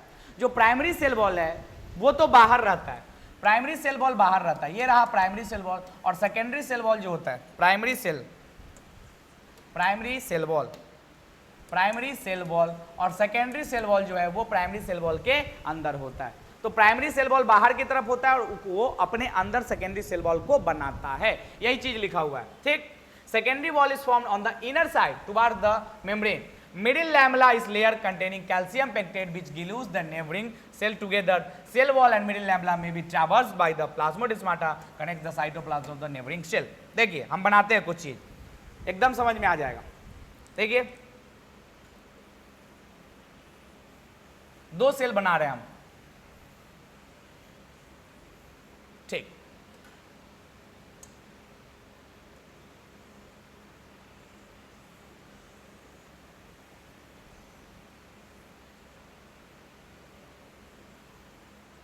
आया बात समझ में?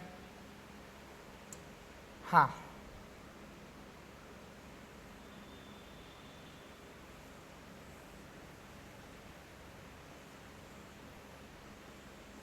अब देखिए जो ग्रीन वाला है वो है आपका प्लाज्मा मेम्ब्रेन, आया बात समझ में? जो पीला वाला है वो है आपका सेकेंडरी सेल वॉल, आया बात समझ में? और जो इसके बाहर है, इसके जो बाहर है दैट इज मिडिल लैमेला। जो रेड वाला है ना, जो रेड वाला कलर है, रेड वाला, सॉरी देखिए एक बार, जो रेड वाला है दैट इज मिडिल लैमेला। तो सर मिडिल नाम है और ये बाहर आप बनाए हैं, क्यों बाहर बनाए हैं देखिए। और ये जो स्ट्रक्चर है इसी को हम लोग प्लाज्मोडेस्माटा बोलते हैं, प्लाज्मोडेस्माटा। तो प्लाज्मोडेस्माटा क्या करता है कि सेल वॉल, मिडिल लैमेला और सेल वॉल दोनों को ट्रांसवर्स करते हुए, चीरते हुए एक सेल को, सेल 1 को सेल 2 से कनेक्ट करता है। सेल 1 को सेल 2 से कनेक्ट करने वाला स्ट्रक्चर को हम लोग क्या बोलते हैं? Middle lamella. एक बार देख लीजिए आप सभी, एक बार देख लीजिए बढ़िया से जूम करके, क्या है, आया बात समझ में? अब हम बताते हैं कि ये सेल मेम्ब्रेन कैसे बाहर चला गया। मान लीजिए ये एक प्लांट सेल है, ये एक प्लांट सेल है और ये दूसरा प्लांट सेल है, आया बात समझ में? ये प्लाज्मा मेम्ब्रेन था, इसके ऊपर क्या होता है बच्चा? इसके ऊपर होता है आपका सेल वॉल, ठीक है, इसके ऊपर होता है सेल वॉल। और दो सेल को जोड़ने वाला जो स्ट्रक्चर होता है दैट इज नोन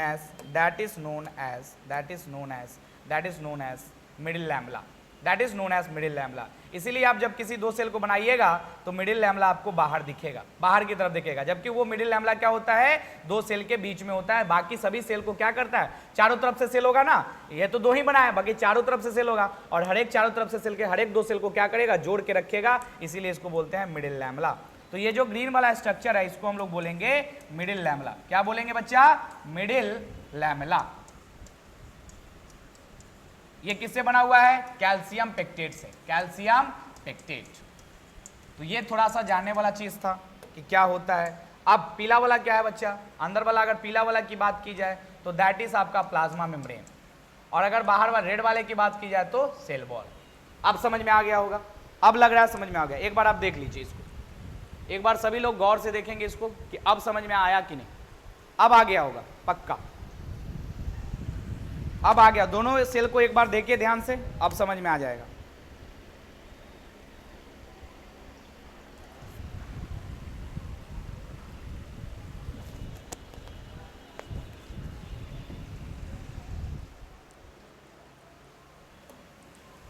चलिए आगे बढ़ते हैं। फंक्शंस क्या है? सेल वॉल के क्या क्या फंक्शंस हैं? फंक्शंस जानना बहुत जरूरी है ना। चलिए आगे देखिए। Protect the cell from mechanical damage. Cell wall का फंक्शन क्या है? डैमेज से, मैकेनिकल डैमेज से सेल को बचाता है। दूसरा, शेप देता है, सेल टू सेल इंटरेक्शन करवाता है, act as barrier to undesirable micromolecule. तो ये सारे जो चार फंक्शंस हैं ये किसके फंक्शन है? सेल वॉल के, कि प्रोटेक्ट करता है। अब चूंकि सेल वॉल टफ है, हार्ड सब्सटेंस है, तो वो बचाएगा, प्रोटेक्शन देगा, बिल्कुल सही बात। शेप देता है, हार्ड है ना तो शेप मेंटेन करके रखेगा। सेल टू सेल, एक सेल से दूसरे सेल को इंटरेक्शन करने से मदद करता है और बैरियर की तरह भी एक्ट करता है कि अनडिजायरेबल माइक्रोमोलिक्यूल्स को अपने अंदर नहीं जाने देता है। चलिए, इंडोमेम्ब्रेन सिस्टम आ रहा होगा, दिख रहा होगा, इंडोमेम्ब्रेन सिस्टम। अब इंडोमेम्ब्रेन सिस्टम क्या है? कुछ सेल ऑर्गेनेल जो है आपस में, कुछ सेल ऑर्गेनेल जैसे कि कौन सा? एंडोप्लाज्मिक रेटिकुलम, गोल्गी अपैरेटस और लाइसोसोम्स और वैक्यूल्स, ये चार जो है अपने आप में एक कोऑर्डिनेशन बना दिया है। कोऑर्डिनेशन बना लिया, ग्रुप बना लिया, एक ग्रुप को, उस ग्रुप का नाम क्या है? Endomembrane system. देखिए, it is a group of membranous organelles having coordinated function, जिसका फंक्शन कोऑर्डिनेटेड था, वो एक ग्रुप बना लिया और उस ग्रुप का नाम क्या था? Endomembrane system. आया बात समझ में? दे इंक्लूड क्या क्या था? Endoplasmic reticulum. कौन कौन है एंडोप्लाज्मिक रेटिकुलम? गोल्गी कॉम्प्लेक्सेस, ठीक, लाइसोसोम एंड वैक्यूल्स। तो ये 4 ऑर्गेनेल्स जिनका कोऑर्डिनेशन था, जिसका काम कोऑर्डिनेटेड था, वो एक साथ ग्रुप बना लिए और उसी ग्रुप का नाम क्या है? एंडोमेम्ब्रेन सिस्टम है। आया बात समझ में? ठीक। अब देखिए endoplasmic reticulum, network of tiny tubular structure scattered in the cytoplasm. ER divides intracellular space in 2 compartments, luminal and extraluminal cytoplasm, ठीक है। ER 2 टाइप्स के होते हैं। अब देखिए जो एंडोप्लाज्मिक रेटिकुलम है वो कैसा है? टाइनी ट्यूबुलर स्ट्रक्चर है, इस तरीके का ट्यूबुलर स्ट्रक्चर, इस तरीके का स्ट्रक्चर होता है, tiny tubular structure scattered in the cytoplasm. बात समझ में आया? तो ये है आपका एंडोप्लाज्मिक रेटिकुलम। एंडोप्लाज्मिक रेटिकुलम जो है वो साइटोप्लाज्म को 2 पार्ट में डिवाइड करता है, साइटोप्लाज्म को 2 पार्ट में डिवाइड करता है। कैसे? ईआर जो है साइटोप्लाज्म को 2 पार्ट में डिवाइड करता है, साइटोप्लाज्म को 2 पार्ट में डिवाइड करता है। एक तो हो गया ल्यूमिनल और दूसरा हो गया एक्स्ट्रा ल्यूमिनल। ल्यूमिनल मतलब क्या हो गया? जो एंडोप्लाज्मिक रेटिकुलम का अंदर का स्पेस है। मान लीजिए कि ये रहा एंडोप्लाज्मिक रेटिकुलम, तो इसके अंदर के स्पेस को क्या बोलेंगे? ल्यूमिनल बोलेंगे, ये है ईआर, ठीक है। और बाहर वाले को क्या बोलेंगे? Extra luminal, extra luminal. बात समझ में आ गया? तो इसी तरीके से एंडोप्लाज्मिक रेटिकुलम साइटोप्लाज्म को डिवाइड किया है। ER is 2 types, endoplasmic reticulum 2 types के होते हैं। अभी हम लोग देखेंगे रफ एंडोप्लाज्मिक रेटिकुलम और स्मूथ एंडोप्लाज्मिक रेटिकुलम। देखिए रफ एंडोप्लाज्मिक रेटिकुलम और स्मूथ एंडोप्लाज्मिक रेटिकुलम, यानी कि जिस एंडोप्लाज्मिक रेटिकुलम के ऊपर, अगर ये एंडोप्लाज्मिक रेटिकुलम है और इसके ऊपर क्या आ गया? राइबोसोम आ गया, इसके ऊपर राइबोसोम आ गया, तो ये रफ हो गया। और ये जो है राइबोसोम है बट इसके ऊपर नहीं आया, कौन सा? राइबोसोम, तो ये बोलेंगे स्मूथ एंडोप्लाज्मिक रेटिकुलम। जो आपका रफ एंडोप्लाज्मिक रेटिकुलम है उसका काम है प्रोटीन सिंथेसिस, और जो स्मूथ एंडोप्लाज्मिक रेटिकुलम है उसका काम क्या होता है? तो वो हार्मोन सिंथेसाइज करता है, lipid like hormone, lipid like steroidal hormone synthesise कौन करता है? Smooth endoplasmic reticulum. चलिए आगे देखते हैं। ये आपका एंडोप्लाज्मिक रेटिकुलम का स्ट्रक्चर पिक्चर देखिए, आप देख रहे हैं कि ये है न्यूक्लियस के जस्ट बाहर, ये ट्यूबुलर स्ट्रक्चर है, इसको एंडोप्लाज्मिक बोलते हैं, और इसके ऊपर राइबोसोम प्रेजेंट है, इसलिए रफ अपीयरेंस होता है, इसलिए इसको बोलते हैं रफ एंडोप्लाज्मिक रेटिकुलम। बात समझ में आया? दूसरा जो सेल ऑर्गेनेल्स है दैट इज गोल्गी अपैरेटस। पहला था एंडोप्लाज्मिक रेटिकुलम, दूसरा है गोल्गी अपैरेटस। अब देखिए गोल्गी अपैरेटस कैसा दिखता है? Densely stained reticular structure near the nucleus, बिल्कुल सही बात। First observed by the Camillo Golgi in 1898। 1898 में कैमिलियो गोल्जी इसको पहली बार देखे थे सेल के अंदर। They consist of flat disc shape sac, flat disc shape, disc जानते हैं आप लोग, थाली की तरह, cisternae of 0.5 to 1 micrometre in diameter, stacked parallelly. बात समझ में आया? इस तरीके का स्ट्रक्चर होता है, देखिए इस तरीके का स्ट्रक्चर होता है, इस तरीके का स्ट्रक्चर होता है। देखिए cisternae are concentrically arranged within the convex cyst forming phase and concave transforming phase. Cyst phase are totally different but interconnected. तो सिस्टर्नी जो है उसका 2 स्ट्रक्चर है, एक न्यूक्लियस की तरफ होगा, एक न्यूक्लियस से दूर होगा। तो cisternae are concentrically arrange with convex face and concave face. Cis and trans face are totally different but interconnected. आया बात समझ में? तो जो सिस्टर्नी है अगर न्यूक्लियस की तरफ होगा तो उसको हम लोग बोलेंगे सिस फेस, और न्यूक्लियस से दूर की तरफ होगा तो उसको बोलेंगे ट्रांस फेस। आया बात समझ में? देखिए अब ये चीज देखिए, ये सिस्टर्नी है ना, तो ये आपका क्या है? ये आपका है गोल्गी बॉडी। ये क्या है आपका? गोल्गी बॉडी का फिगर है। अगर मान लीजिए इधर न्यूक्लियस होता, अगर इधर न्यूक्लियस होता तो इस फेज को बोलते सिस फेज और इस फेज को बोलते ट्रांस फेज। तो जिधर न्यूक्लियस उसको सिस बोलेंगे और जिधर न्यूक्लियस नहीं है उसको ट्रांस फेज बोलेंगे। अब देखिए इसका फंक्शंस क्या है? इसका फंक्शंस क्या है? Secrete material into intracellular target, material का सिक्रीशन, और आउटसाइड द सेल, सेल के अंदर और सेल का बाहर सिक्रीशन का काम कौन करता है? यानी गोल्गी बॉडीज का जो मेन फंक्शन होता है वो होता है सिक्रीशन, चाहे वो सेल के अंदर सिक्रीट करे या सेल का बाहर सिक्रीट करे। चलिए materials to be packaging, packaging का काम भी करता है in the form of vesicles with the cis phase and move toward the trans phase. This is why Golgi apparatus remain in close association with the endoplasmic reticulum. यानी endoplasmic reticulum के अंदर जो भी चीज बना उसका पैकेजिंग कौन करता है? गोल्गी बॉडीज करता है। तो क्या होगा, अगर यहां पे इंडोप्लाज्मिक रेटिकुलम रहा तो इसके जस्ट बगल में क्या होगा? गोल्गी बॉडीज, क्योंकि गोल्गी बॉडी इंडोप्लाज्मिक रेटिकुलम से क्या निकलेगा? कुछ चीज निकलेगा जो गोल्गी बॉडीज में जाएगा और गोल्गी बॉडीज से पैकेट होकर बाहर निकलेगा। तो इस फेज को सिस और इसको ट्रांस बोलेंगे। और इंडोप्लाज्मिक रेटिकुलम किसके बगल में होता है? न्यूक्लियस के बगल में होता है। तो यही चीज बता रहे थे कि न्यूक्लियस से एसोसिएटेड होता है इंडोप्लाज्मिक रेटिकुलम और इंडोप्लाज्मिक रेटिकुलम से जस्ट एसोसिएटेड होता है गोल्गी बॉडीज। तो न्यूक्लियस के बाहर इंडोप्लाज्मिक रेटिकुलम है, वो प्रोटीन बनाएगा और प्रोटीन जैसे ही बनेगा वो गोल्गी बॉडी में जाएगा। गोल्गी बॉडी में क्या होगा? पैकेजिंग होगा। और पैकेजिंग किस फॉर्म में होगा? वेसाइकल्स के फॉर्म में, और निकल जाएगा ट्रांसफेज से। तो ये था आपका association of nucleus, endoplasmic reticulum and Golgi bodies. बात समझ में आया? चलिए देखिए, protein synthesis by ribosome on the ER are modified into the cisternae of the Golgi apparatus before they are released from its transphase formation of glycoproteins and glycolipids।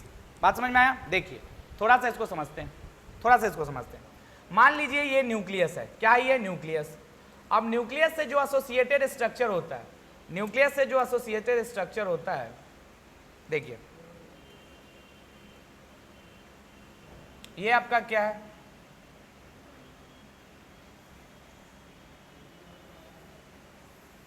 ये मान लीजिए आपका इंडोप्लाज्मिक रेटिकुलम, ठीक। अब इंडोप्लाज्मिक रेटिकुलम से क्या है attach? Endoplasmic reticulum से ही अटैच क्या है भाई? आपका गोल्गी बॉडीज है ना।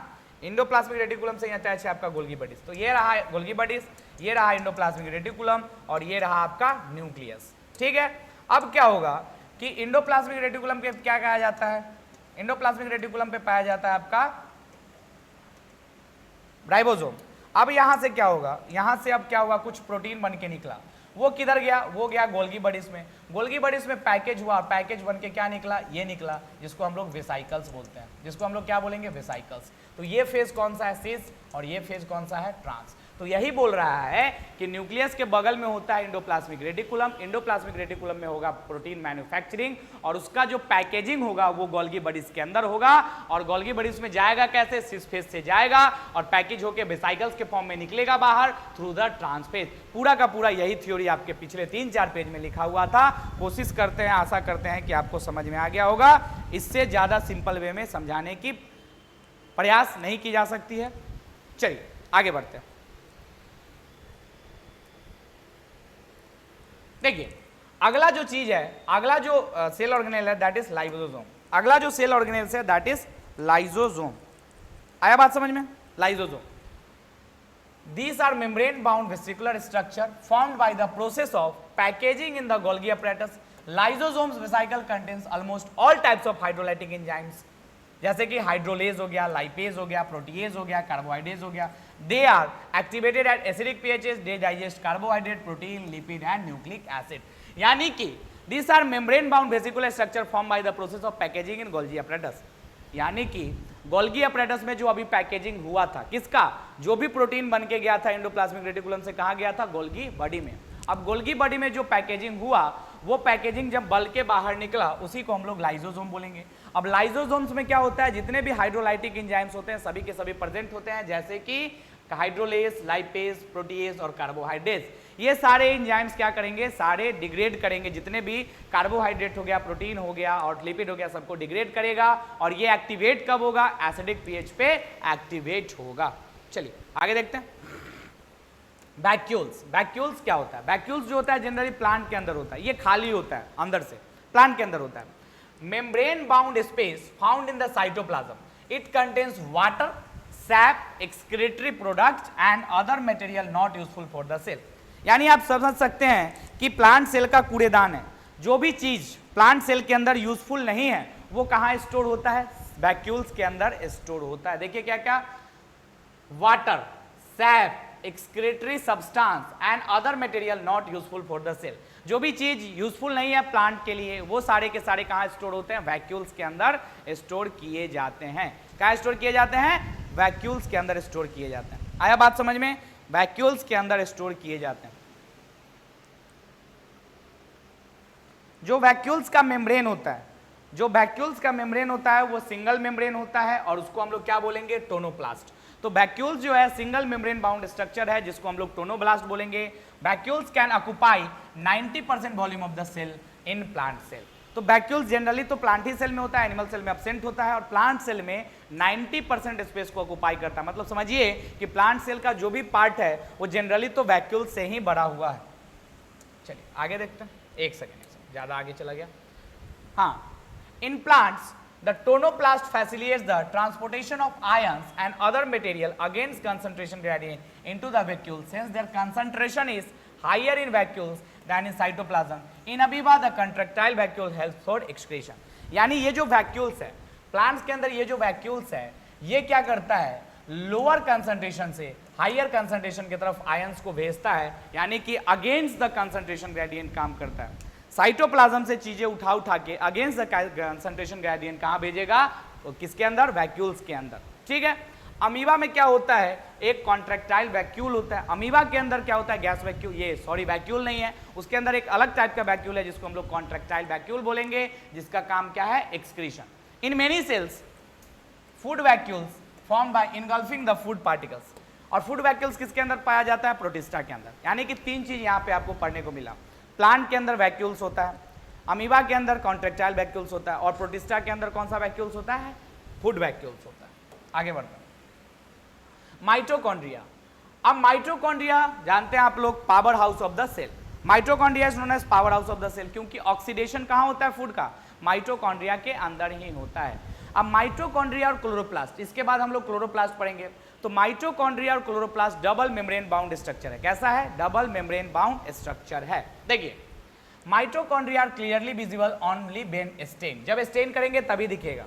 नंबर, शेप, साइज पर cell variable depending on the physiological activity. सही बात है, जैसी जिसकी एक्टिविटी होगी, कोई ऑर्गेनिज्म होगा जिसका फिजिकल एक्टिविटी बहुत ज्यादा होगा, उसको एनर्जी की रिक्वायरमेंट बहुत ज्यादा होगी, तो उसके अंदर माइटोकॉन्ड्रिया का नंबर ज्यादा होगा, क्योंकि पावर हाउस ऑफ सेल है, तो जहां पे एनर्जी ज्यादा चाहिए वहां पे इसका नंबर भी ज्यादा होगा। It is sausage shape. Sausage shape का मतलब होता है चाय का जो प्याला होता है ना, उसको सॉसेज बोलते हैं। ठीक है, सिलेंड्रिकल हैविंग डायमीटर, डायमीटर दे रखा है, ये डायमीटर आपको याद नहीं करना है, बस ये देख लेना कि शेप कैसा है। आप देखिए, this is the structure of mitochondria, this is the structure of mitochondria. क्या क्या है देखिए, outer membrane, inner membrane, inter membrane space, और आउटर मेम्ब्रेन और इनर मेम्ब्रेन के बीच के स्पेस को इंटर मेम्ब्रेन बोलते हैं। ये जो इनफोल्डिंग आपको दिख रहा है, ये जो इनफोल्डिंग आपको दिख रहा है, इसी को क्रिस्टा बोलते हैं, और इनर मेम्ब्रेन के अंदर जो मटेरियल प्रेजेंट है, फ्लूइड प्रेजेंट है, उसको हम लोग मैट्रिक्स बोलते हैं। क्या बोलते हैं, मैट्रिक्स। आगे देखिए, a mitochondria double membrane bound structure है। कैसा है, डबल मेम्ब्रेन बाउंड स्ट्रक्चर है with outer and inner membrane. It divides lumen into two aqueous compartments, that is the outer compartment and the inner compartment. Outer compartment क्या है, inner mitochondrial membrane है, और inner compartment में matrix पाया जाता है। Inner membrane forms a number of infolding, जो infolding देखे थे ना अभी हम लोग ऐसे ऐसे, उसी को हम लोग क्या बोलते हैं, Crysta towards the matrix. They increase, जहां भी इनफोल्डिंग होगा, बच्चा हम लोग मिजोजोम्स में भी देखे थे इनफोल्डिंग था, तो जहां भी इनफोल्डिंग होगा उसका मतलब वहां पे क्या है, सरफेस एरिया बढ़ेगा। तो infolding surface, the two membranes have the their own specific enzyme associated with the mitochondrial function. Matrix possess circular DNA, यानी माइटोकॉन्ड्रिया के अंदर खुद डीएनए होता है, आरएनए भी होता है, राइबोसोम भी होता है, और कंपोनेंट्स फॉर प्रोटीन सिंथेसिस। यानी माइटोकॉन्ड्रिया एक ऐसा खुद का सेल ऑर्गेनेल्स है जो खुद एक सेल जैसा बिहेव करता है, क्योंकि उसके खुद के पास क्या है, राइबोसोम है, उसके खुद के पास क्या है, डीएनए है, उसके खुद के पास क्या है, आरएनए है। चलिए आगे देखते हैं। The mitochondria divides bye fission. कैसे डिवाइड होता है, एक माइटोकॉन्ड्रिया दो माइटोकॉन्ड्रिया में चेंज कैसे होगा, फिजन के थ्रू। फंक्शन क्या है, mitochondria are the site for aerobic respiration. Aerobic मतलब oxygen requiring respiration. They produce energy in the form of ATP और they called power house of the cell। इसीलिए इसको क्या बोलते हैं, power house of the cell. क्या बोलते हैं इसको, power house of the cell, क्योंकि ये क्या बनाता है, energy in the form of ATP. चलिए आगे देखिए, प्लास्टिड। प्लास्टिड क्या है, प्लांट्स के अंदर पाए जाने वाले हैं, जिसको हम लोग क्या जानते हैं, क्लोरोप्लास्ट के नाम से जानते हैं, प्लास्टिड। तो प्लास्टिड प्लांट के अंदर पाया जाता है, ये भी डबल मेम्ब्रेन स्ट्रक्चर है। देखिए क्या क्या, प्लास्टिड्स आर फाउंड इन,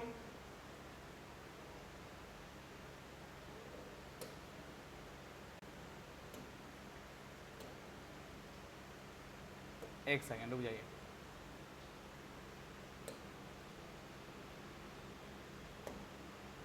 अच्छा चलिए कोई बात नहीं। प्लास्टिड्स, प्लास्टिड के बारे में क्या लिखा हुआ था कि डबल मेम्ब्रेन स्ट्रक्चर है। कैसा है? डबल मेम्ब्रेन स्ट्रक्चर है, डबल मेम्ब्रेन स्ट्रक्चर है। इस पीपीटी में कोई दिक्कत है? डबल मेम्ब्रेन स्ट्रक्चर है। देखिए क्लोरोप्लास्ट, प्लास्टिड कितने टाइप्स के होते हैं? Chloroplast, chromoplast and leucoplast. तो क्लोरोप्लास्ट क्या है? देखिए तो अभी हम बोले थे आप लोग क्लोरोप्लास्ट के नाम से जानते होंगे इसको। तो प्लास्टिड 3 टाइप्स का होता है, लिख देते हैं हम, जो वहां नहीं लिखा हुआ था हम यहां लिख देते हैं। प्लास्टिड डबल मेम्ब्रेन स्ट्रक्चर है, यही चीज वहां बता रहा था। 3 टाइप्स के होते हैं, क्लोरोप्लास्ट, क्लोरोप्लास्ट, क्रोमोप्लास्ट और ल्यूकोप्लास्ट। क्लोरो, क्रोमो और ल्यूकोप्लास्ट। चलिए देखिए क्लोरो, क्रोमो और ल्यूकोप्लास्ट, क्लोरो, क्रोमो और ल्यूकोप्लास्ट। चलिए बहुत बढ़िया। देखिए नीचे आते हैं। Chloroplast contains chlorophyll. क्लोरो से नाम से पता ही चलना चाहिए कि क्लोरोफिल होता है। And carotenoids pigments, they trap light energy for photosynthesis. आपको पता भी है जब हम लोग फोटोसिंथेसिस पढ़ते हैं तो वहां पे क्लोरोप्लास्ट होता है। क्लोरोप्लास्ट के प्लस क्लोरोफिल होता है जो कि लाइट एनर्जी को ट्रैप करता है और क्या करवाता है? फोटोसिंथेसिस करवाता है। दूसरा है आपका क्रोमोप्लास्ट। क्रोमोप्लास्ट में क्लोरोफिल नहीं होता है, सिर्फ और सिर्फ फैट सोल्यूबल कैरोटीनॉइड्स पिगमेंट्स होते हैं, जैसे कि कैरोटीन और ज़ैंथोफिल्स। ये क्या करता है? This gives colour, yellow, orange और रेड कलर। तो आपका जो फूड में कलर वगैरह आता है, जो कुछ जैसे कि गाजर कैसा है? रेड कलर का होता है, या कोई भी सब्जी किसी अलग अलग कलर का होता है, that is because of the chloroplast, नहीं क्रोमोप्लास्ट। क्योंकि क्लोरोप्लास्ट का काम क्या है? फोटोसिंथेसिस। क्रोमोप्लास्ट का काम क्या है? कलर देना, कलर प्रोवाइड करना। और एक तीसरा होता है ल्यूकोप्लास्ट। क्या होता है? ल्यूकोप्लास्ट। इसका काम होता है storage. These are colorless plastid of varied shape and sizes with stored nutrient। ये क्या क्या करता है? अमाइलोप्लास्ट। अब इसका 3 फर्दर एग्जांपल है। कौन कौन सा? अमाइलोप्लास्ट, इलायोप्लास्ट और एल्यूरोप्लास्ट। अमाइलोप्लास्ट क्या स्टोर करता है? Starch. Elaioplast oil and aleuroplast protein. तो देख लिए। तो सबसे पहले जो प्लास्टिड था वो 3 पार्ट में डिवाइडेड है, chloro, chromo and leuco. Chloro का काम क्या है? फोटोसिंथेसिस। क्रोमो का काम क्या है? कलर प्रोवाइड करना। और ल्यूको का काम क्या है? ये स्टोरेज का काम क्या है? तो ल्यूको का 3 एग्जांपल है, अमाइलो, इलायो और एल्यूरो। अमाइलो क्या स्टोर करता है? कार्बोहाइड्रेट। इलायो क्या स्टोर करता है? ऑयल। और एल्यूरो क्या स्टोर करता है? प्रोटीन। चलिए आगे देखिए। देखिए वहां वाला जो पीपीटी नहीं खुला था वो यहां पे आ गया। Double membrane bound organelles mainly found in the mesophyll cell of the leaves which are colored, which are lens shape, oval shape, discoid और ribbon like organelles। ये बता रहा है क्लोरोप्लास्ट का शेप कैसा होता है। ये डिफरेंट डिफरेंट के शेप होते हैं जो आपको अंडरलाइन करके दिया गया है। देयर नंबर वेरीज फ्रॉम 20 से 40 पर सेल इन द मेसोफिल। जैसे माइटोकॉन्ड्रिया का नंबर अलग अलग फिजियोलॉजी पे डिपेंड करता है, जो ज्यादा काम करने वाला होगा उसके अंदर माइटोकॉन्ड्रिया ज्यादा होगा। तो जो प्लांट के अंदर फोटोसिंथेसिस की रिक्वायरमेंट ज्यादा होगी वहां पे क्या होगा? क्लोरोप्लास्ट ज्यादा होगा। बिल्कुल। Inner membrane of chloroplast is lesser permeable. The space limited by the inner membrane of the chloroplast is called as stroma।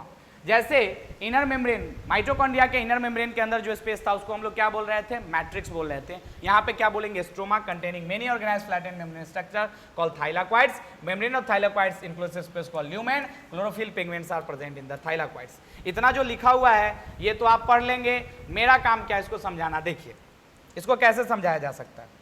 ये आपका रहा क्लोरोप्लास्ट। क्या है ये? Double membrane structure chloroplast. देखिए ये आपका आउटर मेम्ब्रेन और ये आपका इनर मेम्ब्रेन। ठीक। अब इसमें क्या होता है? ये सैक लाइक स्ट्रक्चर, सॉरी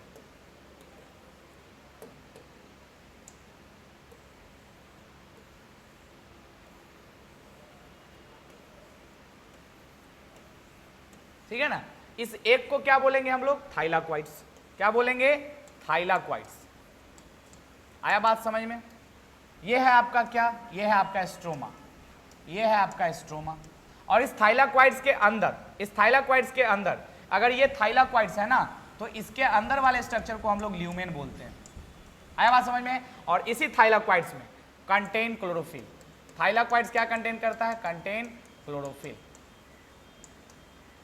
और उस पूरे स्ट्रक्चर को हम लोग क्या बोलते हैं बच्चों? इस पूरे स्ट्रक्चर को हम लोग बोलते हैं ग्रेना। यानी एक सिक्का को हम लोग बोलेंगे थाइलाक्वाइड्स और पूरे सिक्का के गुच्छे को हम लोग ग्रैना बोलेंगे। इस थाइलाक्वाइड्स के अंदर जो ल्यूमेन है, अंदर जो स्पेस है उसको ल्यूमेन बोलेंगे। ये डबल मेम्ब्रेन स्ट्रक्चर हमारा क्लोरोप्लास्ट हो गया और उसके बीच में जो कैविटी है उसको स्ट्रमा बोलेंगे। आशा करते हैं आपको समझ में आ गया होगा। तो थ्योरी पढ़ने से ज़्यादा बेटर है कि फिगर के थ्रू हम लोग समझे। तो देखिए अब समझ में आ गया होगा आपको, शायद एक बार देख लीजिए बढ़िया से कि समझ में आया कि नहीं।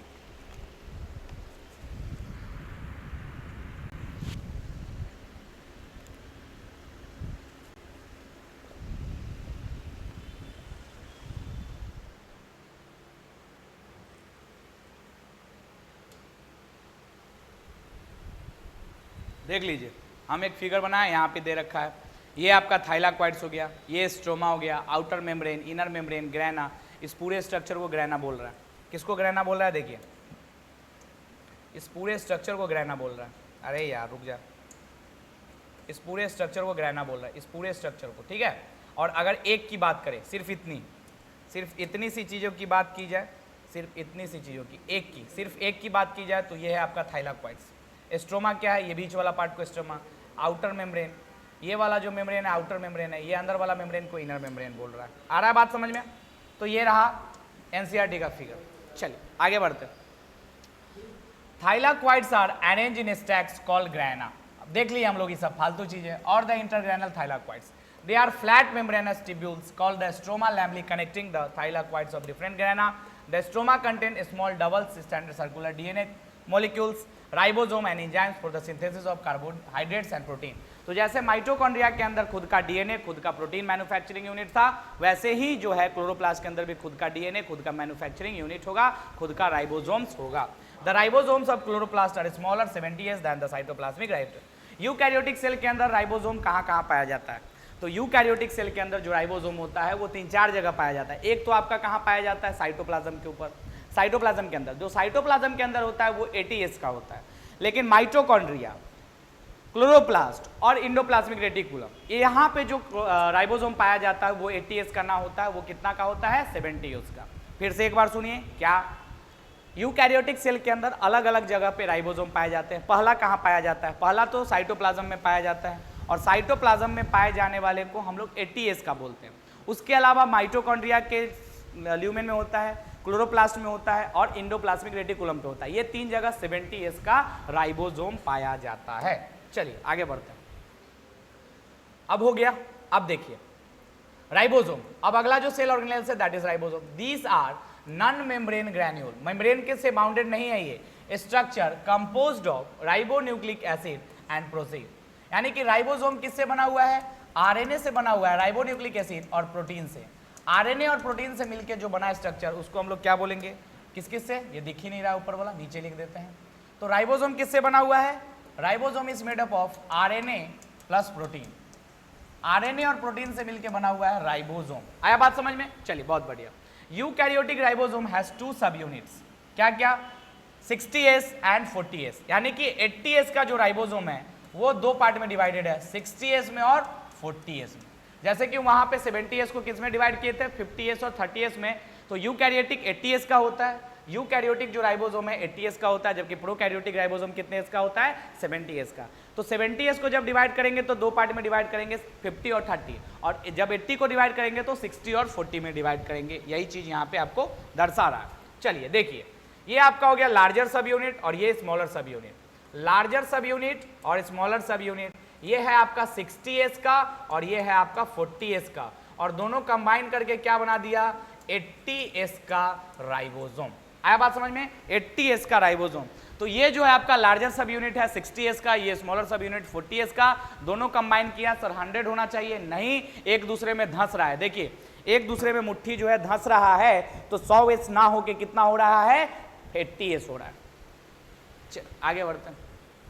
साइटोस्केलेटन, सेल के अंदर का स्केलेटन। जैसे हमारा जो स्केलेटन है, हमारे अंदर का स्केलेटन क्या है? बोन्स है। तो सेल के अंदर का भी, सेल को मेंटेन करना है ना शेप भाई, सेल को अपना शेप मेंटेन करना है, शेप मेंटेन करने के लिए स्केलेटन सिस्टम चाहिए। तो सेल के अंदर का स्केलेटन सिस्टम इज कॉल्ड है साइटोस्केलेटन सिस्टम। देखिए, it is network of filamentous proteinous structure present in the cytoplasm.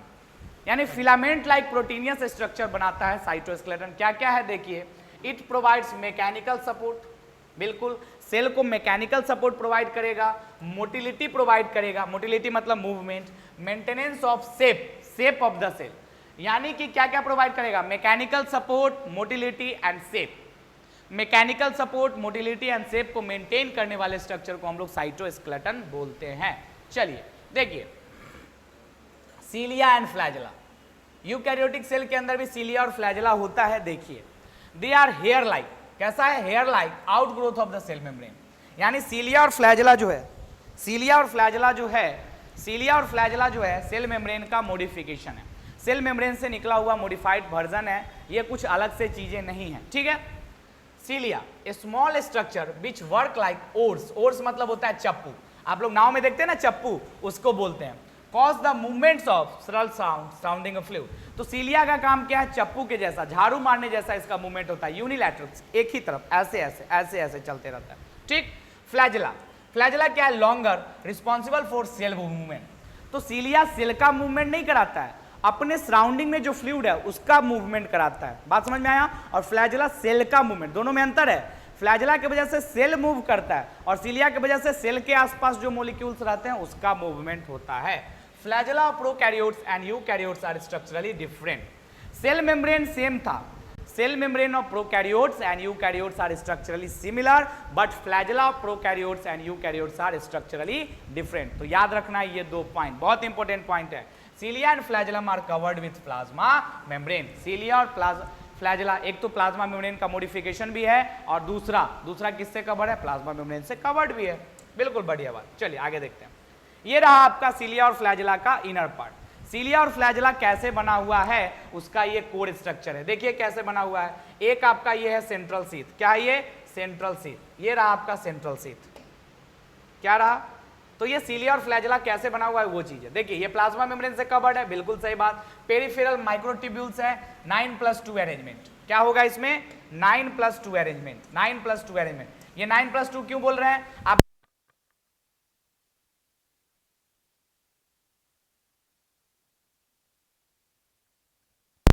आप देख सकते हैं, आप देख सकते हैं कि 1 2 3 4 5 6 7 8 9 तो सेंटर में है, सॉरी पेरीफेरी में, और 2 सेंटर में है, इसीलिए इसको 9+2 अरेंजमेंट बोलते हैं। इसको बोलते हैं सेंट्रल माइक्रोट्यूब्यूल, और जो बाहर है उसको बोलते हैं पेरीफेरल माइक्रोट्यूब्यूल। तो जो सेंटर में प्रेजेंट है सेंट्रल, और जो बाहर की तरफ प्रेजेंट है उसको पेरीफेरल माइक्रोट्यूब्यूल। ये प्लाज्मा मेम्ब्रेन से घिरा हुआ है, और 2 माइक्रोट्यूब्यूल को जोड़ने वाले ब्रिज को हम लोग बोलते हैं इंटरडबलेट ब्रिज, इंटरडबलेट ब्रिज। और ये रहा आपका रेड कलर का सेंट्रल सीथ जो सेंट्रल माइक्रोट्यूब्यूल्स को कवर करके रखा हुआ है। और ये जो स्पोक आपको दिख रहा है दैट इज रेडियल स्पोक, यहाँ जो आपको स्पोक दिख रहा है अंदर की तरफ दैट इज रेडियल स्पोक। तो ये है आपका सीलिया और फ्लैजेला का इंटरनल स्ट्रक्चर, किसका, सीलिया और फ्लैजेला, सीलिया और फ्लैजेला का इंटरनल स्ट्रक्चर, कि सीलिया और फ्लैजेला कैसे बना हुआ है। तो आप देख सकते हैं, इसीलिए लाइन क्या लिखा कि cilia and flagella of prokaryotes and eukaryotes are structurally different, क्योंकि प्रोकैरियोट्स का फ्लैजेला किससे बना हुआ था, basal body, hook and filament, but यहाँ पे अलग स्ट्रक्चर है। चलिए आगे देखो, cilia and flagella, their core axoneme, ये जो कोर था ना, ये जो कोर है इसी को एक्सोनिम बोल रहे हैं। चलिए, their core has many microtubules running parallel to the long axis. The axoneme has 9 pair of doublets of radially arranged peripheral. 9 pair कहाँ था, बाहर, 2 पेयर का 9 पेयर था बाहर की तरफ। और देखिए, and pair of central microtubule, this is called 9+2 array, 9+2 arrangement. The central tubules are connected by a bridge and are enclosed by a central sheath. It is connected to one of the tubules of each parallel doublet by a radial spoke. Thus, there are 9 radial spokes. The peripheral doublets are also interconnected by linkers. Cilium and flagella emerge from centriole-like structure called basal body. आप figure पे आके देखिए, जो चीज यहाँ लिखा, यहाँ दिखा रहा है वही वहां बोल रहा है। यहाँ पे बोल रहा है कि 2 का पेयर है, पेरीफेरी में 2 ट्यूब्यूल्स का पेयर है जो कि पेरीफेर रखा हुआ है, और एक दूसरे से कैसे अटैच है, इंटर डबलेट ब्रिज से। और ये बीच वाले सेंट्रल सीथ से कैसे अटैच है, तो ये रेडियल स्पोक, ये जो रेडियल स्पोक है ना वो इसको अटैच करता है, पेरिफेरल ट्यूब्यूल्स को अटैच कर रहा है सेंट्रल ट्यूब्यूल से, और सेंट्रल ट्यूब्यूल भी आपस में अटैच है एक दूसरे से इंटर डबलेट ब्रिज से। यही चीज वहां पे बता रहा है, बस और कुछ नहीं। चलिए, सेंट्रोसोम एंड सेंट्रियोल, देख बचवा, सेंट्रियोल क्या होता है, सिलिंड्रिकल स्ट्रक्चर होता है। सेंट्रियोल जो है वो सिलिंड्रिकल स्ट्रक्चर है, सेंट्रियोल सिलिंड्रिकल स्ट्रक्चर है, और यही सिलिंड्रिकल स्ट्रक्चर जब एक दूसरे के परपेंडिकुलर आ जाएगा तो इसको हम लोग क्या बोलेंगे, सेंट्रोजोम बोलेंगे। तो बस यही डिफरेंस है सेंट्रोजोम और सेंट्रियोल में। सेंट्रियोल सिलिंड्रिकल स्ट्रक्चर है, सेंट्रियोल सिलिंड्रिकल स्ट्रक्चर है, और जब दो सेंट्रियोल एक दूसरे के परपेंडिकुलर आ जाता है उसी को हम लोग क्या बोलते हैं, सेंट्रोजोम बोलते हैं। देखो, centrosome is an organelle usually containing two non membrane bound cylindrical structure called centriole. आ गया होगा समझ में। They are surrounded by pericentriolar material, the centriole peripheral each other, they are made up of 9 evenly spaced peripheral fibrils of tubulin. तो देखिए ये भी ऐसा ही कुछ होगा लेकिन थोड़ा सा अलग होगा। देखिए, अरे कहां गया भाई, चलो छोड़ो हटाओ। हाँ, आगे देखिए कि ईच ऑफ पेरिफेरल फिब्रिल स्ट्रिपलेट। अभी क्या देखे थे, यहां पे जो आप देखे थे, है ना, तो ये कार्टविल लाइक स्ट्रक्चर शो करता है। क्या होगा कि 3-3 का स्ट्रक्चर होगा, ये 9 बार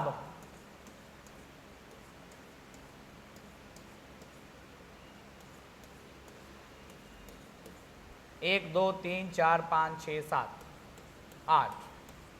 बात समझ में आया। तो ये कैसा स्ट्रक्चर दिख रहा है आपको, कार्टविल स्ट्रक्चर, कार्टविल स्ट्रक्चर, कार्टविल स्ट्रक्चर। आया बात समझ में, कार्टविल structure.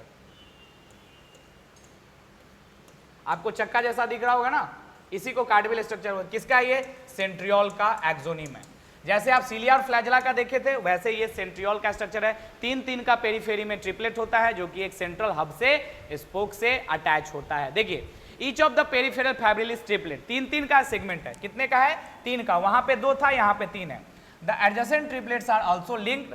The central part of the centriole is called proteus and called the hub, which is connected with each tubule of the peripheral triplet by a radial spoke made up of protein. Its centriole form the basal body of cilia and flagella and spindle fiber that gives rise to the apparatus during the cell division of the cell. यानी कि अभी जो हम figure बनाए, इसमें ये लोग आपस में भी कनेक्टेड है, ये लोग आपस में भी कनेक्टेड है ना। तो ये है आपका सेंट्रियोल का स्ट्रक्चर, ठीक है। तो ये हो गया आपका रेडियल स्पोक। ये क्या है, ये हब है। क्या ये इसको हब बोलते हैं। तो ये जो 9 इवनली स्पोक है, 9 इवनली जो रखा हुआ है ट्रिपलेट, वो सेंटर में हब से कनेक्टेड है और एक दूसरे से भी कनेक्टेड है। बस यही बात को वो पूरा थ्योरी में लिख के दिखा रहा है। चलिए, जो अगला चीज है आपका न्यूक्लियस। न्यूक्लियस क्या है अगला चीज, न्यूक्लियस। चलिए, बहुत बढ़िया। Nucleus was first describe by Robert brown इन 1831। सबसे पहले जो न्यूक्लियस डिस्क्राइब किया गया था किसके द्वारा किया गया था, रॉबर्ट ब्राउन के द्वारा इन 1831। 1831 में न्यूक्लियस डिस्क्राइब किया गया था रॉबर्ट ब्राउन के द्वारा। The material of nucleus stain by the basic dye was given the name chromatin by the Flemming. बिल्कुल, न्यूक्लियस होता है एसिडिक, न्यूक्लियस होता है एसिडिक, तो डाई कैसे होगा, ये बेसिक से डाई होगा। बिल्कुल सही बात। Normally a cell has only one nucleus, some cell have more than one, some mature cell lack nucleus. Example nuclear. Generally cell के पास एक ही न्यूक्लियस होता है, बट कुछ ऐसे सेल्स होते हैं जिसके पास न्यूक्लियस एक से ज्यादा होते हैं, या कुछ ऐसे भी सेल्स होते हैं जिसके पास न्यूक्लियस नहीं होता है, लाइक ह्यूमन आरबीसी, चलिए mammalian RBC and tube cells of vascular plant. The interface nucleus contain, देखिए ये है आपका न्यूक्लियस। तो ये न्यूक्लियस के अंदर ये रहा आपका न्यूक्लियस। तो न्यूक्लियस के अंदर जो मटेरियल है उसको क्या बोलेंगे, न्यूक्लियोप्लाज्म। और न्यूक्लियस के अंदर एक स्ट्रक्चर होता है जिसको डेंसली पैक्ड स्ट्रक्चर, जिसको हम लोग बोलते हैं न्यूक्लियोलस। ये रहा आपका न्यूक्लियर पोर। न्यूक्लियर पोर यानी न्यूक्लियर मेम्ब्रेन के बीच में पोर होता है, न्यूक्लियर मेम्ब्रेन के बीच में पोर होता है, उसको न्यूक्लियर पोर बोलते हैं। और ये रहा न्यूक्लियर मेम्ब्रेन, ये न्यूक्लियस का पिक्चर रहा। चलिए, न्यूक्लियर इनवलप, डबल मेम्ब्रेन होता है ये भी। न्यूक्लियर इनवलप कैसा होता है, doubled layer membrane with a space between layer is called peri nuclear space. यानी कि अगर ये आउटर है, ये इनर है, आउटर मेम्ब्रेन और इनर मेम्ब्रेन के बीच में स्पेस है, इसी को हम लोग क्या बोल रहे हैं, peri nuclear space, peri nuclear space. तो न्यूक्लियस भी डबल मेम्ब्रेन है, आउटर और इनर, और उसके बीच में जो स्पेस है उसको हम लोग बोलते हैं पेरी न्यूक्लियर स्पेस। आया बात समझ में। It is a barrier between the material present in nucleus and cytoplasm. तो जो न्यूक्लियर मेम्ब्रेन है वो बैरियर की तरह काम करता है। Outer membrane usually remain continuous with the ER and also be a ribosome. जो आउटर मेम्ब्रेन है न्यूक्लियस का, उसी के ऊपर तो क्या रहता है, कंटिन्यूअसली एंडोप्लाज्मिक रेटिकुलम रहता है, जिसके ऊपर क्या रहता है, राइबोसोम रहता है। Nuclear envelope has minute pores formed by the fusion of its two membrane. This nucleus allows the passage for the movement of RNA or protein between the nucleus and the cytoplasm. यानी कि देखिए, देखो भाई, ये रहा आपका nucleus, double membrane structure. ठीक, बीच बीच में क्या होगा, बीच बीच में क्या होगा, बीच बीच में पोर होगा। क्या होगा, बीच बीच में पोर होगा। इस तरीके से देखिए, इस तरीके से बीच बीच में क्या होगा, न्यूक्लियर पोर होगा। ठीक है, तो ये आपका यहाँ न्यूक्लियोलस, क्या है ये, न्यूक्लियोलस, ये आपका न्यूक्लियोलस। पहले मिटाते हैं, रुक जाइए।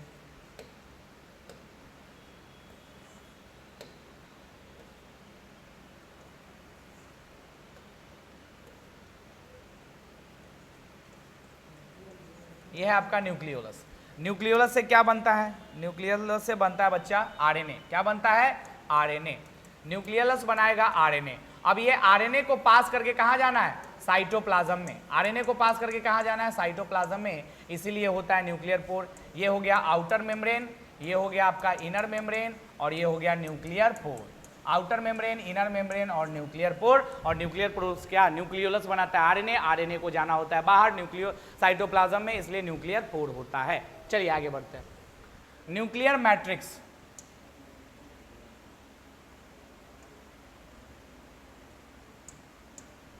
चलिए न्यूक्लियर मैट्रिक्स, अरे यार हाँ,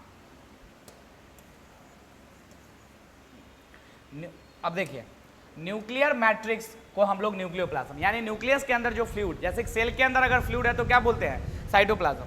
सेल के अंदर अगर फ्लूइड प्रेजेंट है तो साइटोप्लाज्म बोलते हैं, वैसे ही न्यूक्लियस के अंदर अगर फ्लूइड है तो उसको बोलते हैं न्यूक्लियोप्लाज्म। बात समझ में आया। Chromatin, a network of nucleoprotein fiber, it contains DNA and basic protein, histone, non-histone protein and RNA. During cell division chromatin condense to form chromosome. Cell division के दौरान क्रोमैटिन कंडेंस करके क्रोमोसोम, यानी जो आपका क्रोमैटिन है, chromatin क्या है, एक फाइबर है। क्रोमैटिन क्या है, फाइबर है जिसके अंदर डीएनए, डीएनए के फाइबर को हम लोग क्रोमैटिन बोलते हैं।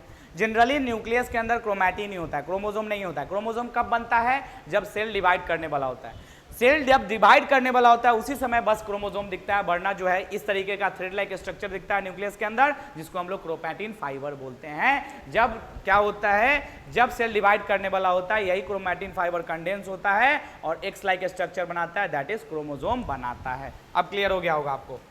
न्यूक्लियोलस, न्यूक्लियस के अंदर एक स्ट्रक्चर होता है जिसको न्यूक्लियोलस बोलते हैं। वन और more non membrane spherical bodies, it is continuous with the nucleoplasm, it is site for ribosomal RNA synthesis. Ribosomal RNA synthesis, आया बात समझ में। तो न्यूक्लियस के अंदर स्ट्रक्चर होता है न्यूक्लियोलस। अब न्यूक्लियोलस के पास मेम्ब्रेन नहीं है तो वो न्यूक्लियोप्लाज्म से कंटिन्यूअस चेन में है। और न्यूक्लियोलस क्या बनाता है, न्यूक्लियोलस बनाता है आपका बच्चा आरएनए, राइबोसोमल आरएनए, आरआरएनए बनाता है। चलिए आगे देखिए। A human cell has 2 meter long threads of DNA distributed among its 46 chromosome, यानी जो ह्यूमन का डीएनए है ना वो 2 मीटर का है और वो 46 क्रोमोसोम में बटा हुआ है। Every chromosome has a primary constriction called centromere. On the other side centromere this structure called kinetochores present. देखिए देखिए क्या बोल रहा है कि ये बोल रहा है कि इस तरीके का,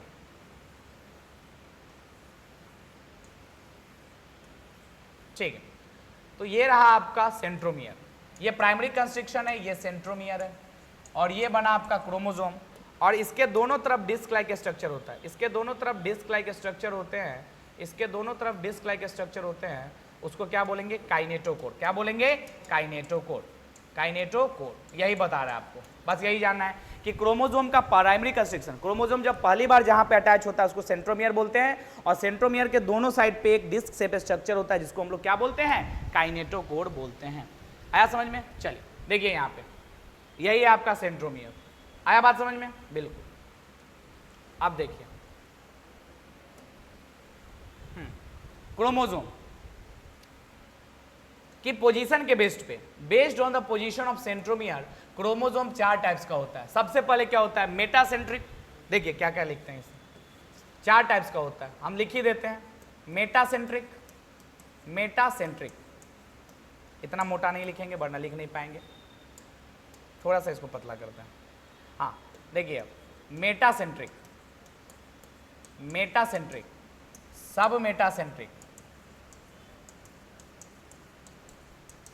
एक्रोसेंट्रिक और टेलोसेंट्रिक। और यहां हम फिगर बना रहे हैं, उससे आपको समझ में आ जाएगा कि क्या बोलना चाह रहा है कौन, है ना। मेटासेंट्रिक, मेटासेंट्रिक देखिए,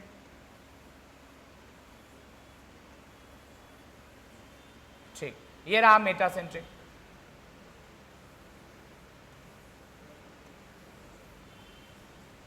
ये रहा सब मेटासेंट्रिक।